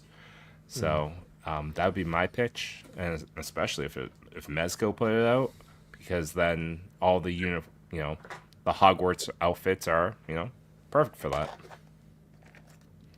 That's pretty good. I was racking my brain because we've said it's been like everything. Whenever I'm like, what else could be made, and then it just hit me. I would love to see Watchmen, the Watchmen figures in Mezco style. Oh. It's now it won't happen because Frank Miller, as far as I know, I don't know. There were toys, but Watchmen. Can you imagine Mezco style Watchmen? You want the like comic versions, or do you want the movie adaptations? Give me the We're comics. talking- I've been more in a Speedo comic. or non-speedo? Where's the soft good lie, Yimbo, for you? I prefer the Speedo. I would want Ooh. Dr. Manhattan with the Speedo. Well, MDX then for that.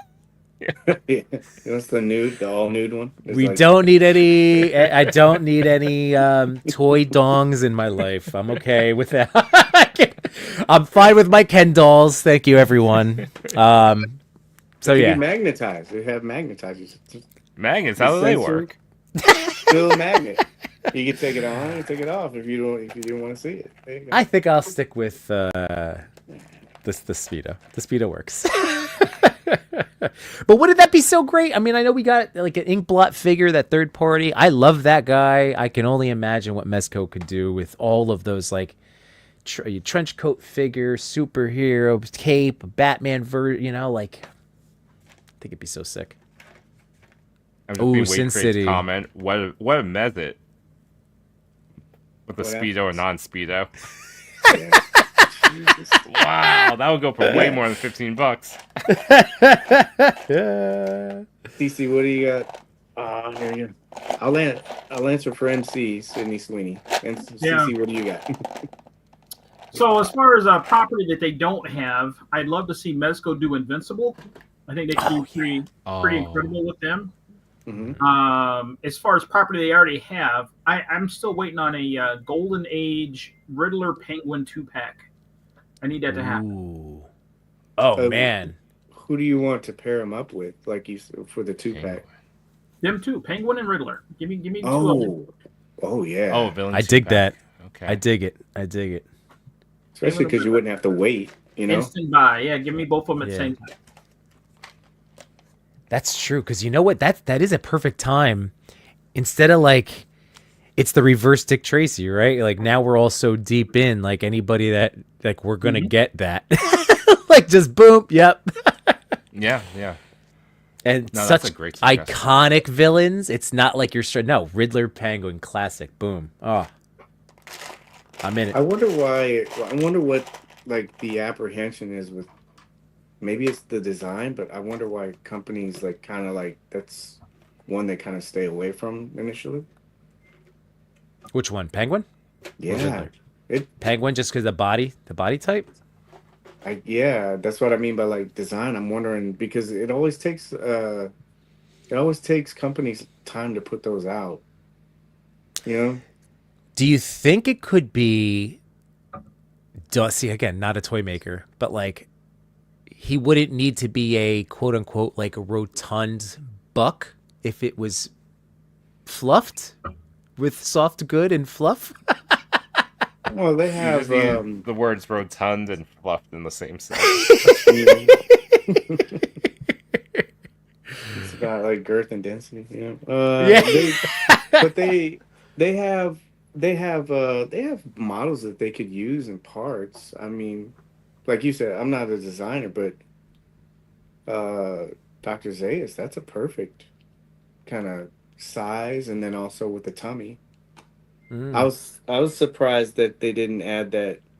I don't think anything's wrong with Doc Ock, but I'm surprised that little poochie belly wasn't, that sympathy belly wasn't put in there, for everybody. That's a double entendre. But yeah, like I think they could do it like that, or Leatherface, but that's a little bit too tall. But he has that little, that But little Doc boober. Ock, what about Blast? Doc Ock could work. That's kind of the body, right? Height wise and Kind of. everything. You just make the suit a little baggier, and yeah, you got that look. I like that idea, CC. Like, I mean, that's just, especially two of them at the same time. You'd just be All finishing, the umbrellas, the different types of umbrella accessories you could have in there. Oh. Like, what want umbrellas that do you now. want, CC? Like, what would you do? Like a knife one, a bang one? Oh yeah, both of Very those. Both of those, yeah. You've seen that one, right? Like where he has it in the little knife. You know, Hmm. it comes out the top. I'm trying to think It's of just other ones it's that just you so could do. funny. He's got the machine gun. He's got the the hypno one. He's got one that will be turned into a helicopter. Well, I'm thinking of movies now. That would be Uh, cool. You just turn, you like turn it, and it's like, you know, like it's like the it's just a old. Well, you know propeller. what I mean, like the old. Just you just Oh yeah. turn it, and it'd make for some shots. That would be cool. Oh yeah, there you go. How about a functioning umbrella too? One that it's Oh like yeah. Just for normal, yeah. You just a yeah, normal. Not all these hell of a stuff good like that. accessory. Yeah. And anything CC that they haven't done, like outside of like Golden Age, like something like a dream project you want to see them do? That would be the Invincibles one. Oh, yep. Sorry. Yeah, you did say Yeah, it. that'd be the Oh, That would Invincibles. be I cool. did that custom one, but I'd love to see Mezco do it. That's oh, it would be so good. I love. We just need more Mezco, options man, with for all those different Invincible. sculpts and everything would be pretty nice. yeah. There's a lot of really good suggestions in here too. A lot of people agree with you. If I'm thinking of a good pairing for him, Adam West Batman would be really cool. Man, yeah, so they have the MDX lines, like those 6-inch bobblehead kind of like figures, Mm. and they showed that probably two or three, conventions, and then it just kind of like went away. Oh, And I know we have the Batman, 66 5-point stuff, but I mean, those are smaller, but they're not spot on likenesses. But I thought they were gonna bring that stuff back, especially with the Golden Age stuff. I'm like, can you imagine? But I don't know how it works with like Burt Ward and Adam West, especially. Mm. But it true, would be true. cool to have that. I mean, Bert's still Oh, alive. Lock that down. yeah, I can imagine Adam yeah, West's estate might be hard to bargain with. yeah. They, probably like protect him and stuff like that. Yeah, exactly. There's a lot. Oh, Exactly. yeah. All right. So, if you are interested in getting to know these fine gentlemen even more, Yimbo, What's up? You plug where yourself. can they find you? That Well, sounds so it is bad. Plug yourself. yeah, Yimbo. Let me just plug myself with my Dick Grayson real quick, everyone. It's Grayson. Yimbo reviews everything over at IG, TikTok, the YouTubes, and of course, you can find me every Monday with Chewy and Toy Father over at the Toy Pick community, where we celebrate the artwork of our amazing fellow toy photography artists, photographers. There we go. There we go. That works. And you can catch up with me on TikTok and Instagram under No.Chewing. No chewing.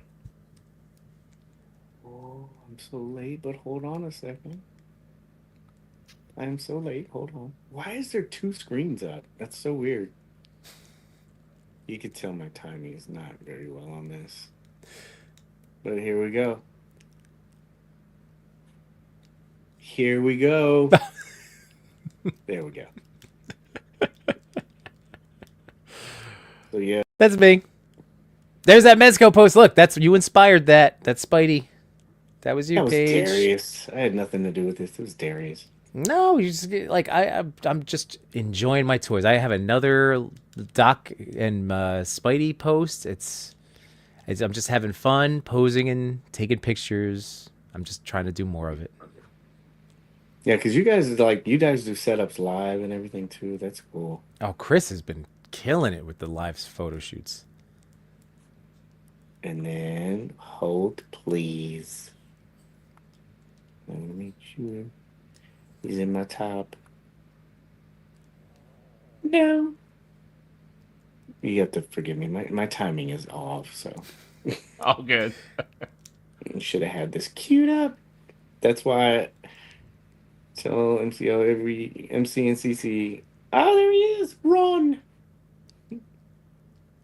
I thought they had Ron, Harry, Hermione, and then they did Snape. didn't yeah, they did do him, yeah. But then they stopped, and that's it. That doesn't make any sense. Yeah, I think they just kind of got like the licensing. They're just like, screw this. We're not. we Yeah, I don't wanna think it was. repeat. It was a long time ago too. I think it was like 8 years ago. It was a different time in collecting.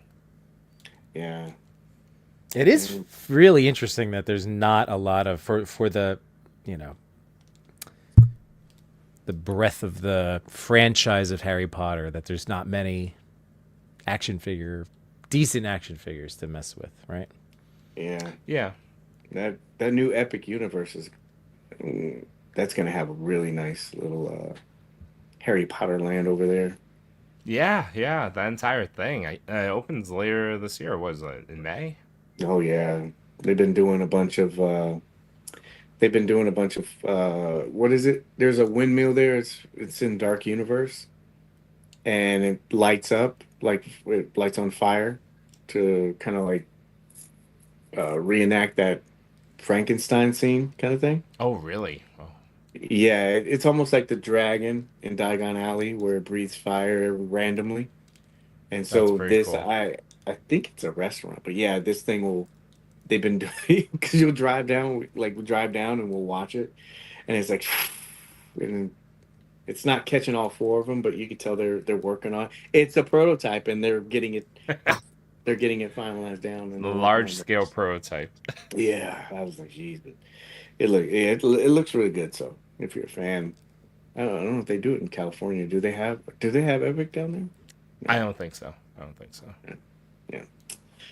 And then of course, my buddy, make sure you go check him out.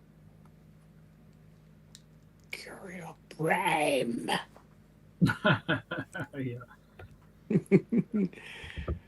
Should we plug? We should plug his. Rumble 112 photos. That's where all the excitement is at. It is.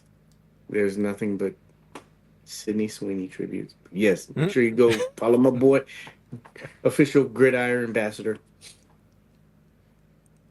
So yeah, CC is at. I should have zoomed in on you guys too. Mercurial Pride. Make sure you go, and then of course we'll plug. Why is this not coming up? That's so weird. Oh, frozen? yours didn't come out, did it? It's the charm of the show, gentlemen.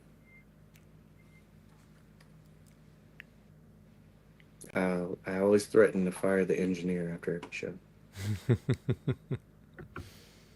This was cool to see him and his son. I thought They that always was say you get what you pay for. That's awesome. Well, that guy is free, so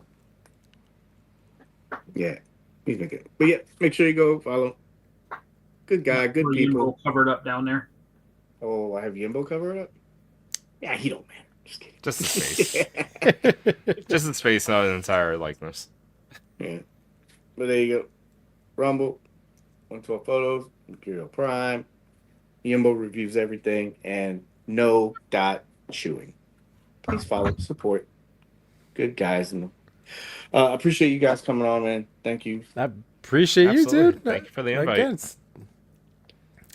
this is, again, continuation. We have to do more of this. This is a blast. Always love getting to hang. And CC, for pleasure, man. This was nice getting to chit-chat tonight. Appreciate So, it. yeah, man. Looking forward to future streams. Absolutely. Great to meet you, man. Yeah, and everybody, thank you guys very much. Appreciate you guys watching. If you checked in, checked out, if you watched partially, or if you watch a replay, thank you for sharing your time. CC, this guy doing Remember to help control the pet population. Please have your pet spayed or neutered. There you go. You guys want to do an outro? Yimbo's like, nah. Chew? Yimbo, do the live lullaby. Let's see. Oh, God. I haven't even memorized it. I'm gonna I have no idea. I'm going to cut him off like you did. It's been so much fun. We've loved on our Mezcos, and it's time to go to bed.